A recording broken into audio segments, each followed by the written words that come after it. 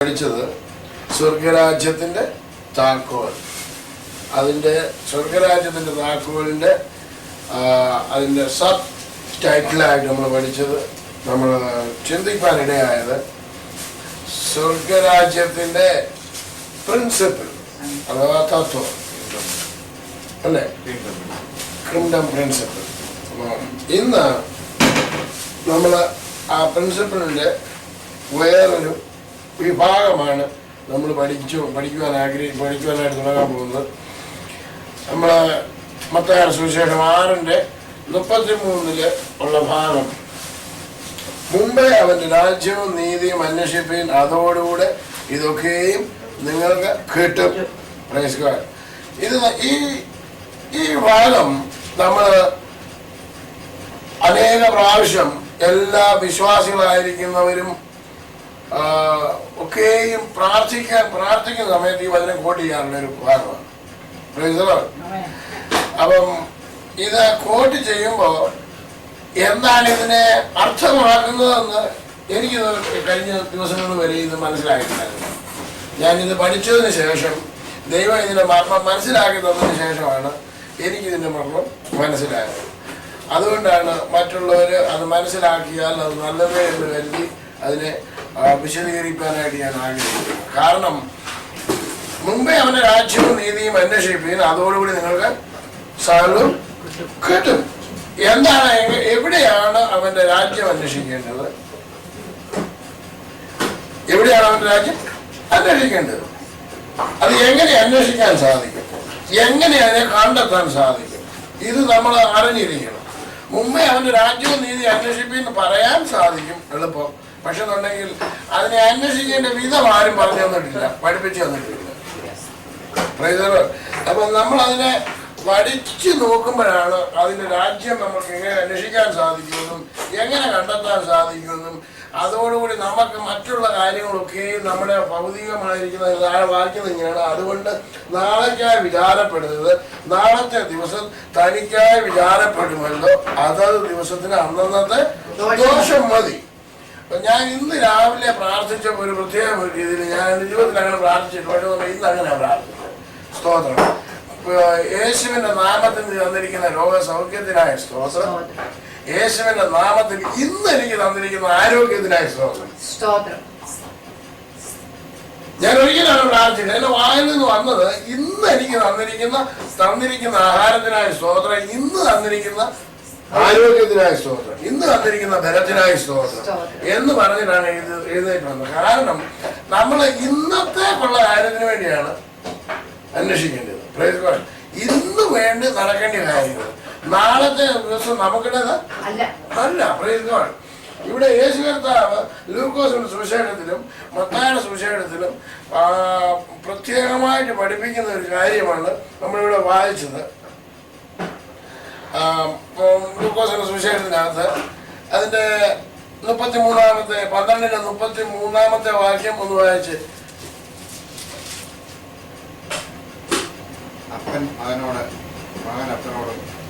അതല്ല, 12:33 നിങ്ങൾക്കുള്ളത് വിറ്റ് ഭിക്ഷ കൊടുപ്പീൻ, കള്ളൻ അടുക്കുകയോ പുഴു കെടുക്കുകയോ ചെയ്യാത്ത സ്വർഗത്തിൽ പഴകിപ്പോകാത്ത മടിശീലങ്ങളും തീർന്നു പോകാത്ത നിക്ഷേപങ്ങൾക്ക് നിങ്ങൾക്ക് ഉണ്ടാക്കിക്കൊള്ളുവീൻ. നിങ്ങളുടെ നിക്ഷേപം ഉള്ളിടത്ത് നിങ്ങളുടെ ഹൃദയമിരിക്കും. നമ്മുടെ നിക്ഷേപം ഇരിക്കുന്നത് നമ്മുടെ ഹൃദയം ഇരിക്കും. നമ്മുടെ ബാങ്ക് ബാലൻസ് എത്ര ഉണ്ട്? അപ്പൊ നമ്മൾ ഇന്ന് നമുക്കിപ്പോ $1,00,000 നമ്മൾ അല്ലെന്നുണ്ടെങ്കിൽ 1 കോടി രൂപ നമ്മൾ സമ്പാദിച്ചു വെച്ചിട്ടുണ്ടെന്നുണ്ടെങ്കിൽ അതിനെ എങ്ങനെ ഇരട്ടിപ്പിക്കാൻ സാധിക്കും, എങ്ങനെ നാളെ ഇതിനെ വലുതാക്കാൻ സാധിക്കും? നമ്മുടെ നിക്ഷേപം എങ്ങനെയാണ് ഇരിക്കുന്നത്, എവിടെയാണ് ഇരിക്കുന്നത്, അവിടെ നമ്മുടെ ഹൃദയം ഇരിക്കും. അതാണ് നമ്മൾ സ്വാഭാവികമായി മാനുഷികമായ രീതിയിൽ ചിന്തിച്ചാൽ നമുക്ക് മനസ്സിലാക്കാൻ സാധിക്കുന്നത്. അപ്പം നമ്മുടെ നിക്ഷേപം എവിടെയാണ് സ്വരൂപിക്കേണ്ടത്? സ്വർഗത്തിൽ സ്വരൂപിക്കാൻ ആര് പറയുന്നു? കർത്താവായ യേശുക്രിസ്തു നമ്മളോട് പറഞ്ഞ് പഠിപ്പിക്കുന്നു. അപ്പൊ നമ്മുടെ നിക്ഷേപം നമ്മുടെ സ്വർഗത്തിൽ നമ്മൾ നിക്ഷേപിക്കണം.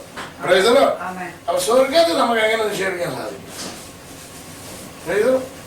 ഇതൊരു വലിയ വിഷയമാണ്. സ്വർഗത്തിൽ നമുക്ക് എങ്ങനെ നിക്ഷേപിക്കാൻ സാധിക്കുമെന്നുള്ളത്. കാരണം സ്വർഗത്തിൽ നമ്മൾ ഇതിനു മുമ്പ് ആരും പോയിരുന്നു, നമ്മൾ ആരും പോയിട്ടില്ല. സ്വർഗത്തിൽ റോമാലേഖനത്തിനകത്ത് 10 വായിക്കുന്നത് ക്രിസ്തുവിനെ ഇറക്കണമെന്ന് വിചാരിച്ച് ആർ സ്വർഗത്തിൽ കയറുന്നു, ക്രിസ്തുവിനെ കയറ്റണമെന്ന് വിചാരിച്ച് ആർ പാതാളത്തിൽ ഇറങ്ങുന്നു എന്റെ ഹൃദയത്തിൽ പറയരുത്. വചനം നിനക്ക് സമീപമായി നിന്റെ വായു നിന്റെ ഹൃദയത്തിൽ വിരിക്കുന്നു. പക്ഷെ സ്വർഗത്തെ പറ്റി പറഞ്ഞിട്ടില്ല. യേശു കർത്താവ് പറഞ്ഞു നമ്മുടെ നിശ്ചയം ഈ ഭൂമി വെക്കുന്നത് കള്ളൻ തുരക്കുന്നത്. ആ ഭാഗം ഒന്ന് വായിച്ച് മത്തായിയുടെ സുവിശേഷം 6-ന്റെ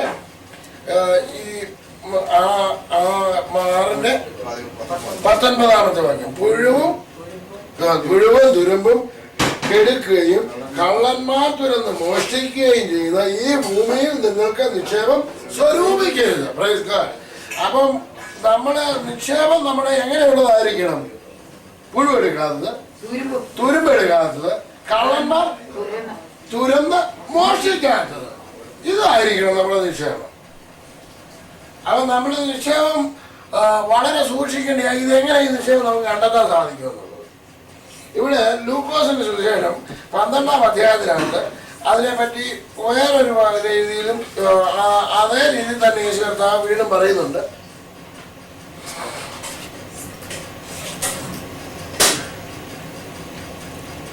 ന്റെ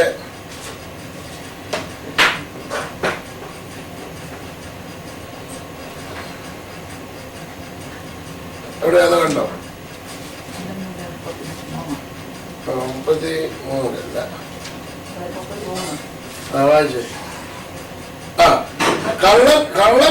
കള്ളൻ അടുക്കുകയോ പുഴു കെടുക്കുകയോ ചെയ്യാത്ത സ്വർഗത്തിൽ. അതിനു മുമ്പ് വേറെ കാര്യം പറയാം. നിങ്ങൾക്കുള്ളത് വിറ്റ് ഭിക്ഷ കൊടുപ്പീൻ. Praise God. നിങ്ങൾക്കുള്ളത് വിറ്റ് ധനവാനായ ഒരു മനുഷ്യൻ വന്നു. ആ മനുഷ്യൻ ചോദിച്ചു, കർത്താവ് സ്വർഗരാജ്യത്തിന് അവകാശമാക്കണി ഞാൻ എന്ത് ചെയ്യണമെന്ന്. അപ്പം അദ്ദേഹത്തിന്റെ യേശു പറഞ്ഞു, നീ കൽപ്പന അനുസരിക്കണം. കൽപ്പന എല്ലാം അനുസരിക്കണമെന്ന് പറഞ്ഞു. അപ്പൊ നിനക്കൊരു കുറവുണ്ട്. ആ കുറവ് എന്താണെന്ന് ചോദിച്ചോ പറഞ്ഞു, നിനക്കുള്ളതൊക്കെയും വിറ്റ് ഭിക്ഷ കൊടുപ്പീൻ, എന്നിട്ട് വന്ന് എന്നെ അനുഗമിപ്പീൻ. ഇവിടെ നമ്മൾ വായിച്ചത് നിങ്ങൾക്കുള്ളതൊക്കെയും വിറ്റ് ഭിക്ഷ കൊടുപ്പീൻ. പിന്നെ പറഞ്ഞേക്കുന്നത് എന്താണ്? ഭിക്ഷ കൊടുപ്പീൻ, കള്ളൻ എടുക്കുകയോ പുഴു കെടുക്കുകയോ ചെയ്യാത്ത സ്വർഗത്തിൽ പഴകിപ്പോകാത്ത മടിശീലകളോ. അപ്പൊ ഈ മടിശീലക്കുള്ള പ്രത്യേകത എന്താണ്? പഴകിപ്പോകത്തില്ല.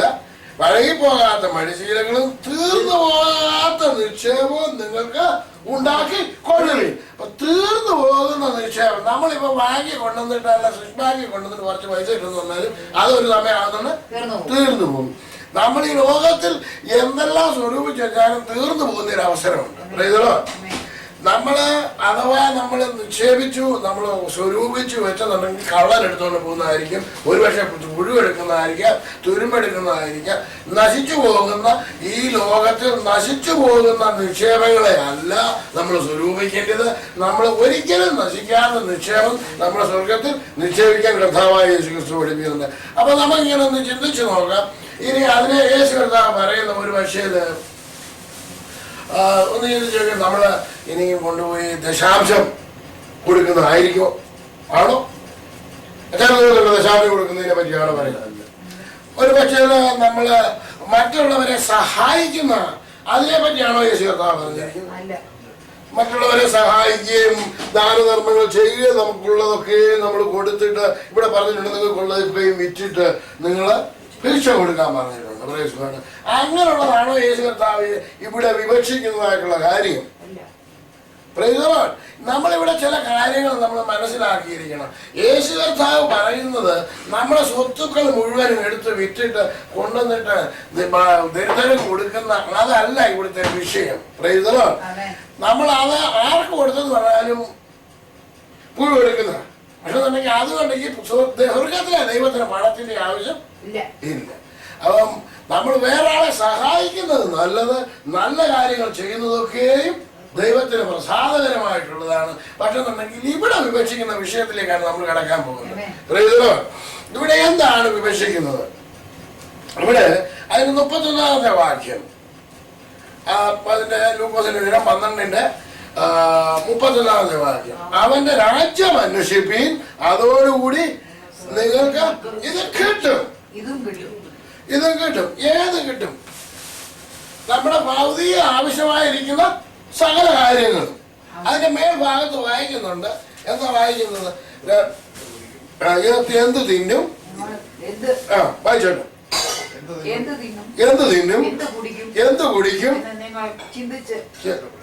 ജീവനായിക്കൊണ്ടും അല്ലെ ശരീരത്തിനായിക്കൊണ്ടും വിചാരപ്പെടരുത്. ആഹാരത്തെക്കാൾ ജീവനും ഉടുപ്പിനേക്കാൾ ശരീരവും വലുതല്ലോ. ആഹാരത്തെക്കാൾ വലുത്, ആഹാരത്തെക്കാൾ വലുത്, ആഹാരത്തെക്കാൾ ജീവനും ഉടുപ്പിനേക്കാൾ ശരീരവും വലുതല്ലോ. അപ്പം ഈ ഉടുപ്പിനെ പറ്റി അല്ലെന്നുണ്ടെങ്കിൽ എന്താണ് നമ്മൾ ധരിക്കുന്നത്? നാളത്തെ വസ്ത്രം എന്താണ്?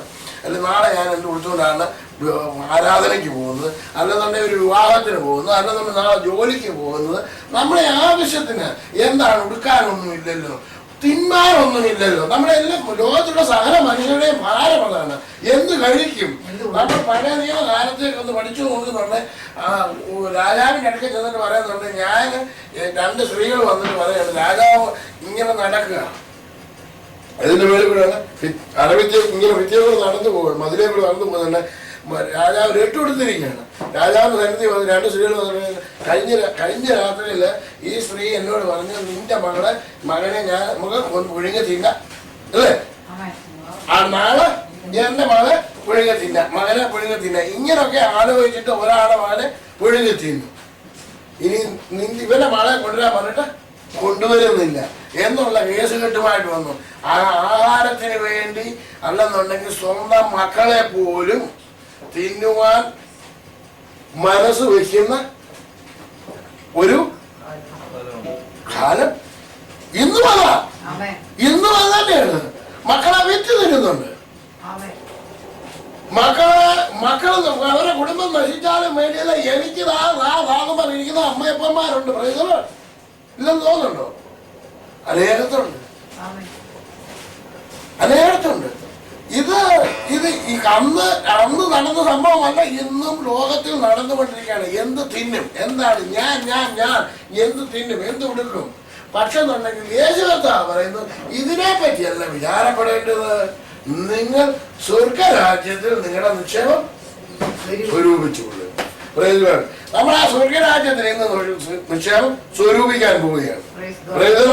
ഇന്ന് മുതൽ നമ്മൾ എന്ത് ചെയ്യാൻ വേണം? സ്വർഗരാജ്യത്തിൽ നിക്ഷേപം സ്വരൂപിക്കാൻ പോവുകയാണ്. അതിന്റെ മർമ്മം ദൈവജനമേ നാം ഒരു പ്രാവശ്യം മനസ്സിലായി കഴിയുമ്പോൾ നമ്മൾ പിന്നെ സ്വർഗരാജ്യത്തിലെ നിക്ഷേപത്തിന് വേണ്ടി നമ്മൾ പിന്നെ അധ്വാനിക്കാൻ തുടങ്ങും. ആ സ്വർഗരാജ്യത്തിലെ നിക്ഷേപം നമ്മൾ അധ്വാനിച്ച് അവിടെ നമ്മൾ നിക്ഷേപം വെക്കാൻ തുടങ്ങി കഴിയുന്നുണ്ട്. നമുക്ക് അതോടുകൂടി സാധനങ്ങൾ നമുക്ക് കിട്ടും. അത് നമ്മളെക്കാൻ പോവുകയാണ്. നമ്മൾ മറ്റാണ് സുവിശേഷത്തിലേക്ക് കടന്നു വരാം. സ്തോത്രം. അവിടെ വായിച്ചു നമ്മൾ 19-ാമത്തെ വാക്യം, ഇത് നിങ്ങൾക്കുള്ളത് വിറ്റ് ഭിക്ഷ കൊടുപ്പിൻ എന്നുള്ളത് അതിനെക്കുറിച്ച് വരാൻ പോവാം. എന്നാ ഒരു ഭാഗം എടുത്തു. മത്തായിയുടെ സുവിശേഷം ഒരു ഭാഗം അതൊന്ന് നോട്ട് ചെയ്തിട്ട് അത് പിന്നെ കടന്നു വരും. ആ ഭാഗത്തേക്ക് കടന്നു വരുമെന്നുണ്ടെങ്കിൽ ഇപ്പോഴത്തെ ചെറിയൊരു അറിവിനായിട്ട് 13-ാം അധ്യായത്തിന്റെ 44-ാമത്തെ വാക്യം, സ്വർഗരാജ്യം വയലിൽ ഒളിവെച്ച നിധിയോട് സാദൃശ്യം. ഒരു മനുഷ്യൻ മറച്ചിട്ടു തന്റെ സന്തോഷത്താൽ ചെന്ന് തനിക്കുള്ളതൊക്കെയും വിറ്റു ആ വയൽ വാങ്ങി. നമ്മൾ ആ വയൽ വാങ്ങാൻ പോവുകയാണ്. നമുക്കുള്ളതൊക്കെയും വിൽക്കാൻ പോവാ. ഇന്ന് നമുക്കുള്ളതൊക്കെയും വിൽക്കാൻ പോവാ. എന്നിട്ട് ഈ വയൽ വാങ്ങാൻ പോവാ. നമ്മളിത് വിറ്റിട്ട് ഭിക്ഷ കൊടുത്തിട്ട് നമ്മൾ ഈ വയൽ വാങ്ങാൻ പോവാ. ശരിയായ മറ്റേത് വിൽക്കാതെ വയറ് വാങ്ങാൻ പറ്റത്തില്ല. പറ്റത്തില്ല. അപ്പൊ ഒരു വിൽപ്പന നടക്കണം. നമുക്കതിന് വേറെ കാര്യങ്ങൾ വാങ്ങണമെന്നുണ്ടെങ്കിൽ വിൽപ്പന നടക്കണം. ആമേൻ. വേണം അല്ലേ? ഇല്ല. അപ്പൊ നമ്മൾ ഇത് വിൽക്കാൻ പോവാ. ഇത് വെച്ചിട്ട് ചിലത് വാങ്ങുകയും ചെയ്യാൻ പോവുകയാണ്, കുറച്ച് വിൽക്കാനും പോവുകയാണ്, കുറച്ച് നിക്ഷേപിക്കാൻ പോവുകയാണ്. സ്വർഗരാജ്യത്തിൽ നിന്ന് നിക്ഷേപിക്കാൻ പോവുകയാണ്. ഇന്ന് സ്വർഗരാജ്യത്തിൽ നിന്ന് നിക്ഷേപം കുറച്ച് നടക്കാൻ പോവുകയാണ്. ഇവിടെ വായിക്കുന്നു, നമ്മൾ 6:19 വരുന്നു. പുഴുവും തുരുമ്പും കെടുക്കുകയും കള്ളന്മാർ തുറന്ന് മോഷിക്കുകയും ചെയ്യുന്ന ഈ ഭൂമിയിൽ നിക്ഷേപം സ്വരൂപിക്കുന്നത്. പുഴുവും തുരുമ്പും കെടുക്കാതെയും കള്ളന്മാർ തുറന്ന് മോഷിക്കാതെയും ഇരിക്കുന്ന സ്വർഗത്തിൽ നിക്ഷേപം സ്വരൂപിച്ച് കൊള്ളുവിൻ. അപ്പൊ ഈ സ്വർഗത്തിൽ നിക്ഷേപം സ്വരൂപിച്ച് കൊള്ളുവീൻ. സ്വർഗത്തിൽ ആരാ ഇരിക്കുന്നത്? അല്ല, സ്വർഗത്തിൽ ആരാ ഇരിക്കുന്നത്? ദൈവം. ദൈവത്തിന്റെ സിംഹാസനം. അവിടെ ആരൊക്കെയുണ്ട്? പിതാവ് പുത്രൻ പരിശുദ്ധാത്മാവ്. പിതാവ് പുത്രൻ പരിശുദ്ധാത്മാവിനെ ഭൂമിയിലേക്ക് അയച്ചു. പിതാവും പുത്രനും അവിടെ ഉണ്ട്. കഴിഞ്ഞ ആഴ്ച നമ്മൾ പഠിച്ചു ഈ സ്വർഗത്തിൽ ആരൊക്കെ ഇവിടെ എവിടെ ഇരിക്കുന്നത്? ഇപ്പൊ എവിടെ ഇരിക്കുന്നത്? നമ്മുടെ ഹൃദയത്തിൽ. കഴിഞ്ഞ ആഴ്ച എവിടെ ആയിരിക്കാന്ന് പറഞ്ഞു. കൃഷ്ണൻ പ്രിൻസിപ്പിൾ എവിടെ ആയിരിക്കാന്ന് പറഞ്ഞു. നമ്മുടെ ഹൃദയത്തിൽ. അപ്പൊ സ്വർഗം എവിടെ ഇരിക്കുന്നു? നമ്മുടെ ഇത്ര പെട്ടെന്ന് നീ വാങ്ങിച്ചു കഴിഞ്ഞോ? അപ്പൊ സ്വർഗരാജ്യത്ത് സ്വർഗത്തിൽ ആരിയ്ക്കുന്നു? പിതാവും പുത്രനും പരിശുദ്ധാത്മാവും ഒരുപോലെ വാഴുന്ന സ്ഥലമാണ് സ്വർഗം. ആ സ്വർഗരാജ്യം എവിടെ ഇരിക്കുന്നു? നമ്മുടെ ഹൃദയത്തിൽ ഇരിക്കുന്നു. ആ ഹൃദയത്തിൽ ഇരിക്കുമ്പോ രാജാതി രാജാവും കർത്താതി കർത്താവുമായവൻ എവിടെ ഇരിക്കുന്നു? അവിടെ ഇരിക്കുന്നു. അപ്പൊ പുഴുവും തുരുമ്പും കെടുക്കുകയും കള്ളന്മാർ തുറന്ന് മോഷ്ടിക്കുകയും ചെയ്യാത്ത നിക്ഷേപം എവിടെ സ്വരൂപിക്കണം? സ്വർഗത്തിൽ. അപ്പൊ എവിടെയാ നിക്ഷേപിക്കേണ്ടത്? ഹൃദയത്തിൽ ഈ നിക്ഷേപങ്ങളെ സ്വരൂപിക്കണം. ഇത് ഈ വലിയൊരു മർമ്മമാണ്. ഈ മർമ്മം നമ്മൾ മനസ്സിലാക്കുമ്പോൾ നിങ്ങളുടെ ഹൃദയത്തിലേക്ക് കടന്നു കഴിഞ്ഞപ്പോഴാണ് ഈ മർമ്മം നമ്മൾ എന്താ നീ സ്വരൂപിക്കേണ്ടത്. നമ്മുടെ ഹൃദയത്തിൽ ഇരിക്കും. നമ്മൾ കുറച്ച് വിൽക്കാറുണ്ട് ഇനി. കാരണം ഹൃദയത്തിന്റെ ആഴങ്ങളിൽ ചില കാര്യങ്ങൾ നമുക്ക് ആവശ്യമില്ലാത്ത കാര്യങ്ങളുണ്ട്. ഗലാശയിൽ നടത്തണം ഇല്ലേ? ജങ്കൊക്കെ അവിടുത്തെ വിറ്റ് കളയണം. കാരണം അത് വിറ്റിട്ട് ആർക്ക് കൊടുക്കണം? പാവങ്ങൾക്ക് കൊടുക്കണം, വേണ്ടിയവർക്ക് കൊടുക്കണം. അത് നമുക്ക് ആവശ്യമില്ലാത്ത കാര്യങ്ങളാണ്. അപ്പൊ ഇതൊക്കെ ഈ ആവശ്യമില്ലാത്ത കാര്യങ്ങളൊക്കെ എടുത്തിട്ട് എന്ത് കഴിഞ്ഞാൽ നമ്മളെ മലയാളികളായിരിക്കും നമ്മളെ വേണ്ടി ഒന്നും ആവശ്യമില്ലാത്തൊന്നും വിൽക്കാൻ പിന്നെ സ്വരൂപിച്ച് വീട്ടിൽ തന്നെ. ഇത് പറയുമ്പോൾ ചിലത് വിൽക്കാതെ വാങ്ങാൻ പറ്റത്തില്ല. വിൽക്കാൻ പറ്റത്തില്ല. വിൽക്കണം. സ്ഥലം വെക്കണം വിൽക്കാനായിട്ട്. നമ്മുടെ സ്വഭാവം എന്താണെന്നറിയാം. എത്ര പഴയതായാലും പൊടി പിടിച്ചാലും അഴുക്കായാലും നമ്മൾ അതിങ്ങനെ സ്വരൂപിച്ച് ഇതെല്ലാം വലിയ പച്ചൻ്റെ കാലത്തുള്ള ആക്കേണ്ടി ഇങ്ങനത്തെ ഇത് ഇങ്ങനെ നമ്മളിങ്ങനെ സ്വരൂപിച്ച് വെച്ചോണ്ടിരിക്കും. നമ്മൾ ഒരിക്കലും അതിനെ എടുത്ത് മാറ്റത്തില്ല. എന്നാ പുതിയത് ഇവിടുത്തെ അഴുക്കായിട്ടുള്ള ജേഴ്സികളൊക്കെ എടുത്ത് കളഞ്ഞിട്ട് നമ്മൾ ഉപയോഗിക്കാത്ത സാധനങ്ങൾ എടുത്ത് കളഞ്ഞിട്ട് നല്ലതിനെ പുതിയതിനെ സ്വരൂപിക്കുന്ന ഒരു സ്വഭാവമുണ്ട്. നമ്മൾ ഈ പുതിയതിനെ സ്വരൂപിക്കണം. ഇന്ന് നമ്മളിന്ന് പുതിയ സ്വരൂപിക്കാൻ പോവുകയാണ്. നമ്മളെ പുഴു തുരുമ്പ് എടുക്കുന്നതും കള്ളന്മാർ തുറന്ന് മോഷ്ടിക്കുന്നതുമായ ഇടത്ത് ഈ ഭൂമിയിലല്ല നമ്മുടെ നിക്ഷേപം വെക്കാൻ പോകുന്നത്. കള്ളന്മാർ തുറന്ന് മോഷ്ടിക്കാതെയും പുഴുവും തുരുമ്പും എടുക്കാത്തതുമായ സ്വർഗത്തിൽ നമ്മുടെ നിക്ഷേപം സ്വരൂപിക്കാൻ പോവുകയാണ്. ഈ സ്വർഗം എവിടെ ഇരിക്കുന്നു? നമ്മുടെ ഹൃദയത്തിൽ ഇരിക്കുന്നു. സ്വർഗരാജ്യം എവിടെ ഇരിക്കുന്നു? സ്തോത്രം. അത് നമ്മളിന്ന് അത് പെട്ടെന്ന് വാങ്ങിച്ചു കഴിഞ്ഞു. സ്വർഗരാജ്യം വാങ്ങിച്ചു കഴിഞ്ഞു. ഇത് സ്വർഗരാജ്യത്ത് നിക്ഷേപിക്കേണ്ട കാര്യങ്ങൾ വാങ്ങിച്ചു. ഇതൊരു വലിയ വർണ്ണമാണ്. ഇത് വലിയൊരു വർണ്ണം.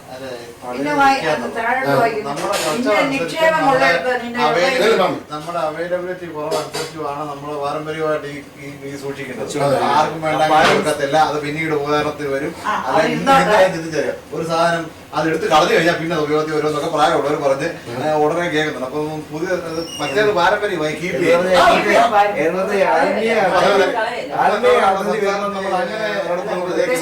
ഇങ്ങനെയൊക്കെ ആയെന്ന് ചോദിച്ചു.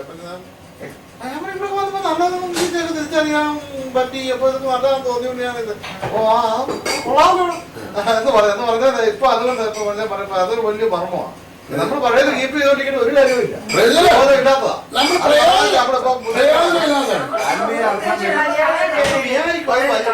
അത് ഉപയോഗത്തിൽ വരുമെന്ന് വിചാരിക്കും. ഒരു ടിന്ന് പോലും ഉണ്ടെങ്കിൽ കളയാതെ വെച്ചേക്കും. എന്തോ വേറെ കിട്ടിയാലും മറ്റൊരാൾ വെച്ച് കളയാതെ. കാര്യം അതല്ല കളയുന്ന അനുഭവത്തിലേക്ക് മാറണം.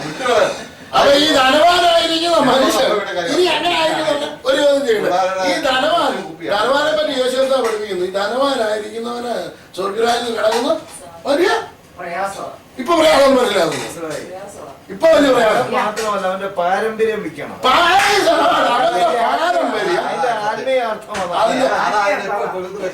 അതിന്റെ പാരമ്പര്യമായിട്ട് ലോകത്തിലായാലും കൾച്ചറിലായാലും വിശ്വാസത്തിലായാലും വാങ്ങിക്കാൻ ഒക്കത്തില്ല. ഇത് വാങ്ങാൻ എല്ലാ ആൾക്കാർക്കും അതാണ് നമ്മുടെ പാരമ്പര്യം. നമ്മൾ കളയാതെ നമ്മൾ വേർതിരിയുമ്പം നമ്മുടെ കൂട്ടിൽ ചോദിക്കുന്നില്ലയോ പാരമ്പര്യം കളഞ്ഞു പോകുന്നു. അതിനാ ഞാനത് നോട്ട് ചെയ്യുന്നത്. എനിക്ക് തോന്നിയാൽ ഞാൻ പിന്നെ ഇതിനൊക്കെ ഇന്ററപ്റ്റ് ചെയ്യേണ്ടതുണ്ട്. അച്ഛൻ അത് പറഞ്ഞപ്പോഴേ എനിക്ക് തോന്നി അതൊന്നുകൂടെ ക്ലിയർ ആയില്ലല്ലോ. നമ്മളതാണ് ഒരു കുഴപ്പമില്ല. അതിനാ ഞാനത് നോട്ട് ചെയ്തത്. കാരണം ഈ മറന്നു പോകുന്ന എനിക്കത് അതിനെ 13-ാം അധ്യായത്തിന്റെ 44-ാമത്തെ വാക്യം ലൂക്കോസിന്റേത് വായിച്ചിട്ട് വേണം. ലൂക്കോസിന്റെ വായിച്ചിട്ട് വേണം രണ്ടും കൂടെ ഇത് ലൂക്കോസിന്റെ സുവിശേഷം 12-ന്റെ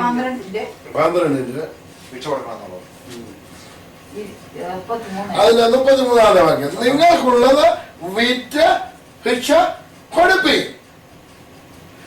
കള്ളൻ അടുക്കുകയോ പുഴു കെടുക്കുകയോ ചെയ്യാത്ത സ്വർഗത്തിൽ പഴകിപ്പോകാത്ത മനുഷ്യർ. ഈ മനുഷ്യരെ പഴകി പോകുന്നതാന്ന് വെച്ചാൽ ഈ മനുഷ്യരെ പഴകി പോകുന്നതല്ല. ദൈവജനമേ, ആത്മാവിൽ നിക്ഷേപിക്കുന്നതൊന്നും പഴകിപ്പോകുന്ന മനുഷ്യരല്ല. ഇത് പഴകിപ്പോകുന്ന മനുഷ്യരല്ല. ഇത് പുഴുവടിക്കുന്ന മനുഷ്യരല്ല. ഇത് തുരുമ്പടിക്കുന്ന മനുഷ്യരല്ല. ഇത് കള്ള തുരന്നെടുക്കുന്ന മനുഷ്യരല്ല. മനുഷ്യകളും തീർന്നു പോകാത്ത നിക്ഷേപങ്ങളും ഒരിക്കലും തീർന്നു പോകാത്ത നിക്ഷേപം. ഒരു മനുഷ്യന് ഹാലലിയ സ്തോത്രം അവൻ വയലിൽ കൂടെ നടന്നു പോകുമ്പോൾ ഒരു മൂത്തര വയലിൽ കിടക്കുന്ന കണ്ടു. ഹാലലിയ അവനത് മണ്ണിട്ട് മറിച്ചിട്ട് തനിക്കുള്ളതൊക്കെ അവൻ വീട്ടിട്ട് ആ വയൽ വാങ്ങി. ആ വയലാണ് ഈ വയൽ. ഹാലലിയ ഈ ദൈവരാജ്യത്തിന്റെ ദൈവധർമ്മം എഴുതി വച്ചിരിക്കുന്ന ഈ വയൽ വാങ്ങിയാണ് ഒരിക്കലും നിക്ഷേപം നശിച്ചു പോകുന്നത്. ഈ നിക്ഷേപം ഇരിക്കുന്നിടത്ത് ഹാലലിയ യാതൊന്നിനും കുറവില്ല. സ്തോത്രം. അപ്പോഴാണ് യേശു കർത്താവ് പറയുന്നത്. ഹാലലിയ ഇനി മറ്റാളിലും 6-ാം അധ്യായത്തിന്റെ 33-ാമത്തെ വാക്യം എന്ന് വായിച്ച് മുമ്പേ അവന്റെ രാജ്യവും നീതിയും അന്വേഷിപ്പീൻ അതോടുകൂടെ ഇത് നിങ്ങൾക്കൊക്കെയും ഇത് കിട്ടും. പ്രേക്ഷകരാണ് മുമ്പേ അവന്റെ രാജ്യവും അവന്റെ രാജ്യത്തിൽ എന്താ ഉള്ളത്? അവന്റെ രാജ്യത്തിന് അവന്റെ നീതിയാണിത്. അവന്റെ നീതിയാണ് അവന്റെ വചനം. അവന്റെ രാജ്യമാണ് നമ്മുടെ ഹൃദയത്തിൽ നമ്മൾ സ്വരൂപിച്ചിരിക്കുന്നത്. അവന്റെ നീതിയാകുന്ന വചനം, അവന്റെ നീതിമാനായിരിക്കുന്നവന്റെ വചനം നമ്മുടെ ഹൃദയത്തിൽ നിക്ഷേപിച്ച് കഴിയുമ്പോൾ നമുക്ക് ഹാലലിയ മറ്റൊന്നിനെ കുറിച്ച് നമ്മൾ വിചാരപ്പെടുകയില്ല. ഞാൻ എന്ത് തിന്നും, എന്ത് കുടിക്കും, എന്റെ കുഞ്ഞിനെ പറ്റി ഞാൻ ഭാരപ്പെടത്തില്ല, എന്റെ മക്കളെ പറ്റി ഞാൻ ഭാരപ്പെടത്തില്ല, എന്റെ കൊള്ളതിനെ പറ്റി ഞാൻ ഭാരപ്പെടത്തില്ല, എന്റെ ഭർത്താവിനെ പറ്റി ഞാൻ ഭാരപ്പെടത്തില്ല, എന്റെ ഭാര്യയെ പറ്റി ഞാൻ ഭാരപ്പെടത്തില്ല. ഹാലലിയ എന്റെ സഭയെ പറ്റി ഞാൻ ഭാരപ്പെടത്തില്ല, എന്റെ സമൂഹത്തെ പറ്റി ഞാൻ ഭാരപ്പെടത്തില്ല. കാരണം എന്താണോ? അവന്റെ വചനം നമ്മുടെ ഹൃദയത്തില്, നമ്മുടെ അഗാധത്തില് നമ്മുടെ നിക്ഷേപം ഇരിക്കുന്നു. ആ നിക്ഷേപത്തിൽ ഒന്നെടുത്തിട്ട് നാം അവരോട് ചോദിക്കുന്നു, ഹാലേലുയ നിന്റെ വചനത്തിൽ ഇങ്ങനെ എഴുതിയിരിക്കുന്നുവല്ലോ പിതാവേ, ഹാലേലുയ നീ അങ്ങനെ എനിക്ക് തന്നിരിക്കുക സ്തോത്രം. എനിക്ക് തന്നിരിക്കുന്ന രോഗസൗഖ്യത്തിനായി നന്ദിയോടെ സ്തോത്രം. എന്ന് എനിക്ക് തന്നിരിക്കുന്ന ബലത്തിനായി നന്ദിയോടെ സ്തോത്രം. ഇന്ന് എനിക്ക് തന്നിരിക്കുന്ന ആഹാരത്തിനായി നന്ദിയോടെ സ്തോത്രം. അതിനായി ഞാൻ നിന്നെ വാഴ്ത്തുന്നു, അതിനായി ഞാൻ നിന്നെ സ്തുതിക്കുന്നു. എന്നെ കുഞ്ഞിന് കൊടുത്തിരിക്കുന്ന ബുദ്ധിക്കായി ഞാൻ നിന്നെ വാഴ്ത്തുന്നു. ഹല്ലേലൂയ. ദൈവജനമേ, നമ്മൾ മർമ്മത്തിലേക്ക് കടന്നു വരണം. നമ്മള് നാളേക്കുള്ളതല്ല നമ്മൾ ചിന്തിക്കേണ്ടത്, നമ്മൾ ഇന്നത്തേക്കുള്ളത്. എന്റെ കുഞ്ഞിന് ഇന്ന് കൊടുത്തിരിക്കുന്നു, എന്റെ കുഞ്ഞ് സ്കൂളിൽ പഠിക്കാൻ പോയിരിക്കുന്നു, എന്റെ കുഞ്ഞിന് നീ കൊടുത്തിരിക്കുന്ന പരിജ്ഞാനത്തിനായി നന്ദിയോടെ സ്തോത്രം ചെയ്യുന്നു. എന്റെ കുഞ്ഞിന് ഹാലയില് പ്രയാസമുള്ള കാര്യങ്ങളെ നീ ഇന്ന് അവന് പഠിപ്പിച്ചു കൊടുത്തിരിക്കുക, ഞാൻ നിന്നെ വാഴ്ത്തുന്നു. എന്റെ ഹാലയില് എന്റെ ഭാര്യ ജോലിയിലേക്ക് കടന്നു പോയിരിക്കുന്നു, അവളോട് കൂടെ നീ ഇരിക്കുന്നതിനാൽ, ജോലി സ്ഥലത്ത് കൂടെ ഇരിക്കുന്നതിനാൽ ഞാൻ നിന്നെ വാഴ്ത്തുന്നു. ഹാലയില് സന്തോഷത്തോടെ സമാധാനത്തോടെ കൂടി അവരെ മടക്കി വരച്ചിരിക്കാൻ ഞാൻ നിന്നെ വാഴ്ത്തുന്നു. ഹാലയില് സ്തോത്രം. ഇന്നത്തെ ദിവസത്തെ നീ അനുഗ്രഹിച്ചു വന്നിരിക്കാൻ ഞാൻ നിന്നെ വാഴ്ത്തുന്നു. യേശു കർത്താവ് പ്രാർത്ഥനയിൽ എന്താണ് പ്രാർത്ഥിക്കാൻ പറയുന്നത്? നമ്മള് അവന്റെ രാജ്യവും സ്വർഗസ്വനായ പിതാവേ നിന്റെ രാജ്യം വരേണമേ, നിന്റെ ഇഷ്ടം സ്വർഗത്തിലെ പോലെ ഭൂമിയിലാകണമേ, നിന്റെ ഞങ്ങൾക്ക് ആവശ്യമുള്ള ആഹാരം ഇന്ന് തരേണമേ. ഞങ്ങൾക്ക് ആവശ്യമുള്ള ആഹാരം ഇന്ന് തരേണമേ. അപ്പൊ ഇന്നത്തേക്കുള്ള ആഹാരത്തിന് വേണ്ടിയാണ് നമ്മൾ ചോദിക്കുന്നത്. ആഹാരം നമ്മൾ ചോദിക്കുമ്പോൾ നമ്മുടെ രോഗസൗഖ്യം, നമ്മുടെ ആഹാരം നമുക്ക് ആവശ്യമാണ്. നമ്മുടെ കുഞ്ഞുങ്ങളുടെ ആവശ്യം, നമ്മുടെ പ്രയാസങ്ങൾ, കുഞ്ഞുങ്ങൾക്കുണ്ടാകുന്ന ഹാലരിയോ വരാമാകുന്ന സകല കാര്യങ്ങളും, നമ്മുടെ ഭവനത്തിന് വരാമാകുന്ന സകലത്തിനെ നമ്മൾ ഇന്നത്തേക്ക് നമ്മൾ ചോദിക്കണം. ഇനി ആ മത്തായിയുടെ സുവിശേഷം 6:20 വാക്യം വെച്ച് വായിച്ചു. 21. നിന്റെ നിക്ഷേപമുള്ളിടത്ത് നിന്റെ പ്രേസ് ഗോഡ്. ഇപ്പൊ നമ്മുടെ നിക്ഷേപം എവിടെ ഇരിക്കുന്നത്? അപ്പൊ എവിടെ നമ്മുടെ ഹൃദയം ഇരിക്കേണ്ടി? നമ്മുടെ നിക്ഷേപം എവിടെ ഇരിക്കുന്നത്? ഈ വചനം നമ്മുടെ ഹൃദയത്തിലാണ് ഇരിക്കുന്നത്. അപ്പൊ നമ്മുടെ ഹൃദയം എവിടെ ഇരിക്കും? വചനത്തിൽ. ഒന്നുകൂടെ വായിക്കും. എല്ലാവരും ശ്രദ്ധിച്ചേ, ഇങ്ങനെ നോക്കിയാ എല്ലാവരും ഇങ്ങനെ നോക്കി. നമ്മുടെ നിക്ഷേപം ഇരിക്കുന്നത് നമ്മുടെ ഹൃദയം ഇരിക്കും. നമ്മുടെ ഹൃദയം എന്ന് പറഞ്ഞാൽ നമ്മുടെ ചിന്ത അല്ലേ? നമ്മുടെ ചിന്ത, നമ്മുടെ മനോഗതത്തിൽ നമ്മൾ ആലോചിക്കുന്ന വിഷയങ്ങൾ, നമ്മുടെ ഹൃദയം, നമ്മുടെ നിക്ഷേപം എന്താ ഇരിക്കുന്നത്? നമ്മുടെ $1,00,000 പറ്റി, അപ്പൊ നമ്മളെ അല്ലെന്നുണ്ടെങ്കിൽ നാളെ നമ്മൾ ചെയ്യാൻ പോകുന്ന ബിസിനസിനെ പറ്റി, അത് നമ്മുടെ ഒരു നിക്ഷേപമോ ബിസിനസിനെ പറ്റി. അപ്പൊ നമ്മുടെ കാര്യം എന്തായിരുന്നാലും, നമ്മുടെ നിക്ഷേപം എന്തായിരുന്നാലും അവിടെയാണ് നമ്മുടെ ഹൃദയം ഇരിക്കുന്നത്. അപ്പൊ നമ്മുടെ നിക്ഷേപം എന്താ? നമ്മൾ നിക്ഷേപിച്ചേക്കുന്നത് വചനമാണ് നിക്ഷേപിച്ചേക്കുന്നത്. അപ്പൊ നമ്മുടെ ഹൃദയം എവിടെ ഇരിക്കും? വചനത്തിലിരിക്കും. എന്നിട്ട് ആ വചനം നമ്മൾ എന്ത് ചെയ്യും? ഉരുവിട്ടോണ്ടിരിക്കും. എഴുത്ത് നമ്മളത് ഹൃദയത്തിൽ നിന്ന് വായിലേക്കും, വായിൽ നിന്ന് ഹൃദയത്തിലേക്കും, ഹൃദയത്തിൽ നിന്ന് വായിലേക്കും, വായിൽ നിന്ന് ഹൃദയത്തിലേക്കും വന്നും പോയിരിക്കും. പിന്നെ നമ്മൾ പറയുന്നത് എന്തായിരിക്കും? വിശ്വാസത്തോടു കൂടിയുള്ള വചനമായിരിക്കും. അവിടെ അന്നേരം എന്തോ ചെയ്യും? അത് പ്രവർത്തിക്കും. വിശ്വാസം കേൾവിയാലും, കേൾവി ദൈവത്തിന്റെ വചനത്താലും വരുന്നു. അപ്പൊ അത് കേൾക്കുന്നവർ എന്ത് ചെയ്യും? അത് വിശ്വസിക്കും. അവിടെ അവർ പ്രവർത്തി നടക്കും. നമ്മൾ രോഗിക്ക് വേണ്ടി പ്രാർത്ഥിച്ചാൽ അവിടെ നടക്കും. നമ്മുടെ നിശ്ചയം ഇരിക്കുന്നത് നമ്മുടെ ഹൃദയം ഇരിക്കും. ഇനി അതിന്റെ 23-ാമത്തെ വാക്യം, 22-ാമത്തെ വാക്യം, ശരീരത്തിന്റെ കണ്ണ് വിളക്ക് കണ്ണാകുന്നു. കണ്ണ് ചൊവ്വുള്ളതെങ്കിൽ നിന്റെ ശരീരം മുഴുവനും പ്രകാശിതമായിരിക്കും. അപ്പൊ കണ്ണ് ചൊവ്വില്ലാത്ത കണ്ണും ചൊവ്വുള്ള കണ്ണും രണ്ടും കണ്ണുണ്ട്. അപ്പം ചൊവ്വില്ലാത്ത കണ്ണെന്ന് പറഞ്ഞാൽ ആവശ്യമില്ലാത്ത വഴിയിലേക്ക് നോക്കുന്നു. ആവശ്യമില്ലാത്ത വഴിയിലേക്ക് നോക്കുന്നു. അപ്പൊ നിന്റെ കണ്ണ് ചൊവ്വുള്ളതല്ലെങ്കിൽ വലത്തെ കണ്ണ് ചുഴഞ്ഞെടുത്ത് എറിഞ്ഞു കളയാൻ പറഞ്ഞത് ഈ ചുഴഞ്ഞെടുത്ത് കളയുന്ന വിഷയത്തെ പറ്റിയല്ല യേശു കർത്താവ് പറയുന്നത്. ആത്മീയ കണ്ണിനെ പറ്റിയാണ് പറയുന്നത്. നമ്മുടെ കണ്ണ് ആവശ്യമില്ലാത്ത കാര്യത്തിൽ നീ നോക്കാൻ പാടില്ല. നിന്റെ കാല് നിനക്ക് ഇടർച്ച വരുത്തുന്നെങ്കിൽ കാലിനെ പറ്റി നീ ആ കാല് കൊണ്ടാണ് നീ പോകുന്നുണ്ടെന്നുണ്ടെങ്കിൽ നീ അങ്ങോട്ട് പോകരുത് എന്നാണ് നീ ചെയ്യുന്ന പ്രവൃത്തി. നിന്റെ കയ്യെ പറ്റി പറയുന്നു. ഈ കൈ വെട്ടി എടുത്ത് എറിഞ്ഞു കളയുക. നീ 2 കാലമുള്ളവനായി നീ നരകത്തിൽ പോകുന്നതിനേക്കാൾ ഒരു കാലമുള്ളവനായി നീ സ്വർഗരാജ്യത്തിൽ കിടക്കുന്നത് നല്ലത് എന്ന് യേശു കർത്താവ് പഠിപ്പിക്കുമ്പോ ഇത് എന്തുവേണ്ടിയാണ് പറയുന്നത്? നമ്മള് ദൈവത്തിന് അനുയോഗ്യമല്ലാത്തത്, ദൈവരാജ്യത്തിന് അനുയോഗ്യമല്ലാത്തത്, ദൈവനാമ മഹത്വത്തിനെതിരായിട്ടുള്ളത് ഒരു പ്രവൃത്തിയും നമ്മൾ ചെയ്യാൻ പാടില്ല. നമ്മൾ ചെവി കൊണ്ട് ആവശ്യമില്ലാത്തത് കേൾക്കാൻ പാടില്ല. നമ്മൾ കണ്ണുകൊണ്ട് ആവശ്യമില്ലാത്തത് നോക്കാൻ പാടില്ല, നമ്മുടെ കൈ കൊണ്ട് ആവശ്യമില്ലാത്തത് നമ്മൾ പ്രവർത്തിപ്പാൻ പാടില്ല, നമ്മുടെ കാല് കൊണ്ട് ആവശ്യമില്ലാത്തടത്തേക്ക് നമ്മൾ പോകാൻ പാടില്ല. ദൈവത്തിന്റെ നാമമഹത്വത്തിനെതിരായിട്ടുള്ള യാതൊരു പ്രവൃത്തിക്കും നമ്മൾ ചെയ്യാൻ പാടില്ല. Praise God. അടുത്തത് ശരീരം ഇരുട്ടായിരിക്കും, നിന്റെ കണ്ണ് വെളിച്ചമുള്ളതാകും. അതിന്റെ 24ാമത്തെ വാക്യം. രണ്ട് യജമാനന്മാരെ സേവിപ്പാൻ ആർക്കും കഴിയുകയില്ല. രണ്ട് യജമാനന്മാരെ സേവിപ്പാൻ ഒരു മനുഷ്യർക്കും. ആരാണ് രണ്ട് യജമാനൻ? ലോകത്തിൽ രണ്ട് യജമാനേ ഉള്ളൂ. രണ്ട് യജമാനാണ്. ഒന്ന് കർത്താവ്, ഒന്ന് കർത്താവ് യേശു. പിതാവും പുത്രനും പരിശുദ്ധാത്മാവും നമ്മൾ പറയുന്ന തമ്പുരാൻ. അല്ലാതെ യേശു അല്ലാതെ വേറെ രക്ഷിതാവും കർത്താവുമായിട്ടില്ലാത്ത ഒരേ ഒരു യജമാനൻ. അടുത്ത യജമാനൻ ആരാണ്? ലൂസിഫർ. അടുത്ത യജമാനൻ ആരാണ്? ലൂസിഫർ. ഇവരാണ് അടുത്ത യജമാനൻ. രണ്ട് യജമാനന്മാർ സേവിപ്പാൻ ഞാൻ സൂര്യൻ പറയുന്നവരോടൊക്കെയും പറയാറുണ്ട്. നമ്മൾ മരിച്ചാൽ ഒരു സ്ഥലമേ രണ്ട് സ്ഥലം കൊണ്ട് പോകാൻ. ഒന്ന് സ്വർഗരാജ്യം, ഒന്ന് പാതാളം. ഒന്ന് സ്വർഗത്തിൽ പോകാം, രണ്ട് പാതാളത്തിൽ പോകാം. ഇതിനിടയ്ക്ക് എങ്ങും വഴി ഇല്ല, എങ്ങും നിൽക്കാൻ ആർക്കും സാധ്യമല്ല. ഒന്നുകിൽ സ്വർഗത്തിൽ പോകാം, ഇല്ലെങ്കിൽ പാതാളത്തിൽ പോകാം. പാതാളത്തിലേക്ക് എല്ലാവരും പോയിക്കൊണ്ടിരിക്കുക. സ്വർഗത്തിലേക്ക് പോകുന്നതിന് വഴി ഇടുക്കവും ഞെരുക്കവും ഉള്ളതാണ്. അതിലേക്ക് പോകുന്നവർ ചുരുക്കമാണ്. വഴി ഇടുക്കം ഞെരുക്കം.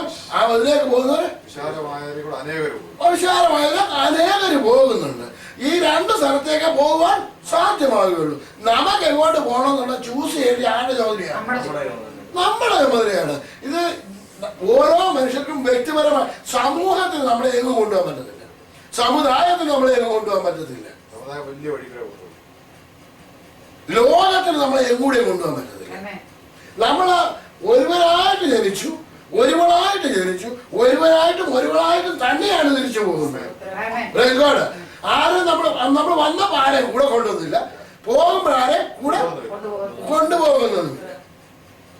ആരെയും കൂടെ കൊണ്ടുവന്നു? ആരെയും നമ്മളെ കൂടെ ആരെയും കൂടെ കൊണ്ടുപോയിട്ട് ആരും കൂടെ കൊണ്ടുപോയിട്ടില്ല. അപ്പം ഇവിടെ നമ്മൾ സൂക്ഷിക്കേണ്ട വിഷയം എന്താണ്? നമ്മൾ എങ്ങോട്ടാണ് പോകുന്നത്? എന്നെ കേൾക്കുന്ന ജനമേ, നമ്മൾ എങ്ങോട്ടാണ് പോകുന്നത്? എന്റെ പോക്ക് എങ്ങോട്ടാണ്? ഞാൻ എവിടെയാണ് നിക്ഷേപങ്ങളെ സ്വരൂപിക്കേണ്ടത്? ഞാൻ എന്തിനു വേണ്ടി നിക്ഷേപം സ്വരൂപിക്കണം? എനിക്ക് സ്വർഗത്തിൽ പോകാനുള്ളതുകൊണ്ട് നിക്ഷേപം സ്വരൂപിക്കേണ്ട ആവശ്യം ഇല്ല. കാരണം നീ ഓൾറെഡി പാതാളത്തിലേക്കാണ് പോകുന്നത്. പാതാളത്തിലേക്ക് തന്നെയാണ് പോകുന്നത്. അതിന് വേറെ സ്ഥലം അന്വേഷിക്കേണ്ടി. ഞാൻ രക്ഷിക്കപ്പെടുന്നതിന് മുമ്പ് ഞാൻ ബോംബെയിലായിരുന്നു. പറഞ്ഞ പാതാളത്തിന് പോലും നിന്നെ വേണ്ട, പാതാളത്തിന് പോലും നിന്നെ. കാരണം അതുപോലെ നീ വെറി പിടിച്ച് കിടക്കുന്നവന് എന്ന് പറഞ്ഞൊരു പഴഞ്ചൊൽ പറയാറുണ്ട്. കാരണം അവിടെ ബോംബെയിലൊക്കെ ഇതൊരു പഴഞ്ചൊല്ലാണ്. പാതാളത്തിന് പോലും നിന്നെ വേണ്ട. കാരണം അതുപോലെ നീ അങ്ങ് വെറി പിടിച്ച് നടക്കുന്നവനാണ് എന്ന് പറഞ്ഞു കഴിഞ്ഞാൽ അത്രയ്ക്കും ഹീനമായിട്ടുള്ള ലെവലിലേക്ക് മനുഷ്യൻ നടക്കുന്നു. കാരണം ദൈവത്തെ അന്വേഷിപ്പാൻ, അവന്റെ രാജ്യത്തിലേക്ക് ഉള്ള കാര്യങ്ങളെ അറിയുവാൻ മനുഷ്യൻ മനസ്സില്ലാതെ നശിച്ചുകൊണ്ടിരിക്കുന്ന ഒരു ലോകത്തിലാണ് നാം ഒക്കെയും ആയിരിക്കുന്നത്. സ്തോത്രം. ഇനി അടുത്തത് അതിന്റെ അതിനടുത്ത വാക്യം വായിച്ചിട്ട്. അതുകൊണ്ട് ഞാൻ നിങ്ങളോട് പറയുന്നത് എന്ത് തിന്നും എന്ത് കുടിക്കും എന്ന് നിങ്ങളുടെ ജീവനായിക്കൊണ്ട് എന്തുടുക്കും എന്ന് ശരീരത്തിനായിക്കൊണ്ടും വിചാരപ്പെടരുത്. എന്തുടുക്കും ശരീരത്തിനായിക്കൊണ്ടും വിചാരപ്പെടരുത്. ഇപ്പൊ നമുക്ക് തോന്നുന്നുണ്ടോ വിചാരപ്പെടേണ്ട ആവശ്യമുണ്ടെന്ന്? തോന്നുന്നുണ്ട്? ഇത് നമ്മൾ കേട്ട് കഴിഞ്ഞല്ലോ. ഇത് മനസ്സിലായി കഴിഞ്ഞപ്പോൾ നമുക്ക് എന്തിനെ പറ്റി വിചാരപ്പെടേണ്ട ആവശ്യം ഇല്ല. പിന്നെ അടുത്തത് ആഹാരത്തെക്കാൾ ജീവനും ഉടുപ്പിനേക്കാൾ ശരീരവും വലുതല്ലയോ? ആകാശത്തിലെ പറവകളെ നോക്കുകയും. കഴിഞ്ഞ ദിവസം പറവകളെ പറ്റി ഞാൻ പഠിപ്പിച്ചതാണ് അല്ലേ? പറവയെ പറ്റിയും താമരയെ പറ്റിയും പഠിപ്പിച്ചതാണ്. കിങ്ഡം പ്രിൻസിപ്പലിനകത്ത് വളരെ വ്യക്തമായിട്ട് പഠിപ്പിച്ചതാണ്. അതിന് ഇനി രണ്ടാമത് ആവർത്തിക്കേണ്ട ആവശ്യമില്ല. അപ്പോൾ കാക്കയെ നോക്കുവിൻ, അത് വിതയ്ക്കുന്നില്ല, കൊയ്യുന്നില്ല, കളപ്പുരകൾ കൂട്ടുന്നില്ല, ദൈവം അവയെ പോറ്റുന്നു. ഇനി ആ ലൂക്കോസ് 12-ാം അധ്യായത്തിനകത്ത് 6-ാമത്തെ വാക്യം ഒന്ന് വായിച്ചു. 6, 7, 8 വാക്യം. 6, 7 വാക്യം. 2 കാശിന് 5 കുരികിലിനെ വിൽക്കുന്നില്ല. അന്നത്തെ കാലത്തെ സംഭവമാണ് പറയുന്നത്. അല്ല, 12-ന്റെ 6-ാമത്തെ ലൂക്കോസ് 12-ന്റെ 6. 2 കാശിന് 5 കുരികിലിനെ വിൽക്കുന്നില്ല. അവയിൽ ഒന്നിനെ പോലും ദൈവം മറന്ന് പോകുന്നില്ല. നിങ്ങളുടെ തലയിലെ മുടി പോലും എല്ലാം എണ്ണിയിരിക്കുന്നു. ദൈവജനമേ, ഇതുപോലത്തെ ഒരു ദൈവം ആരുണ്ട്? ഒരു കുഞ്ഞ് ജനിക്കുമ്പോൾ അതിന്റെ തലയിലെ തലമുടി പോലും എണ്ണിയാണ് അതിനെ സൃഷ്ടിച്ചിരിക്കുന്നത്. ദൈവം അറിയാത്ത തലയിൽ ഒരു രോമം പോലും പൊഴിഞ്ഞ് പോകാൻ സാധ്യമല്ല. അപ്പൊ 2 കാശിന് 5 കുരികിലിനെ വിൽക്കുന്ന അവയിൽ ഒന്നിനെ പോലും ദൈവം മറന്നിട്ടില്ല. അപ്പം വിശേഷം അതിന് താഴത്തെ വാക്കിയിരുന്ന് വായിച്ച് പിന്നെ അടുത്തത് നിങ്ങളുടെ തലയിലെ മുടി പോലും എല്ലാം വേണ്ടിയിരിക്കുന്നു. ആകയാൽ ഭയപ്പെടേണ്ട, ഏറിയ കുരികിലിനേക്കാളും നിങ്ങൾ എന്താണ് നമ്മൾ വിശേഷമുള്ളവരായിരിക്കുന്നത്? അവന്റെ സാദൃശ്യത്തിലും സ്വരൂപത്തിലും നമ്മെ സൃഷ്ടിച്ചിരിക്കുന്നതിനാൽ നമുക്ക് എന്തുണ്ട്?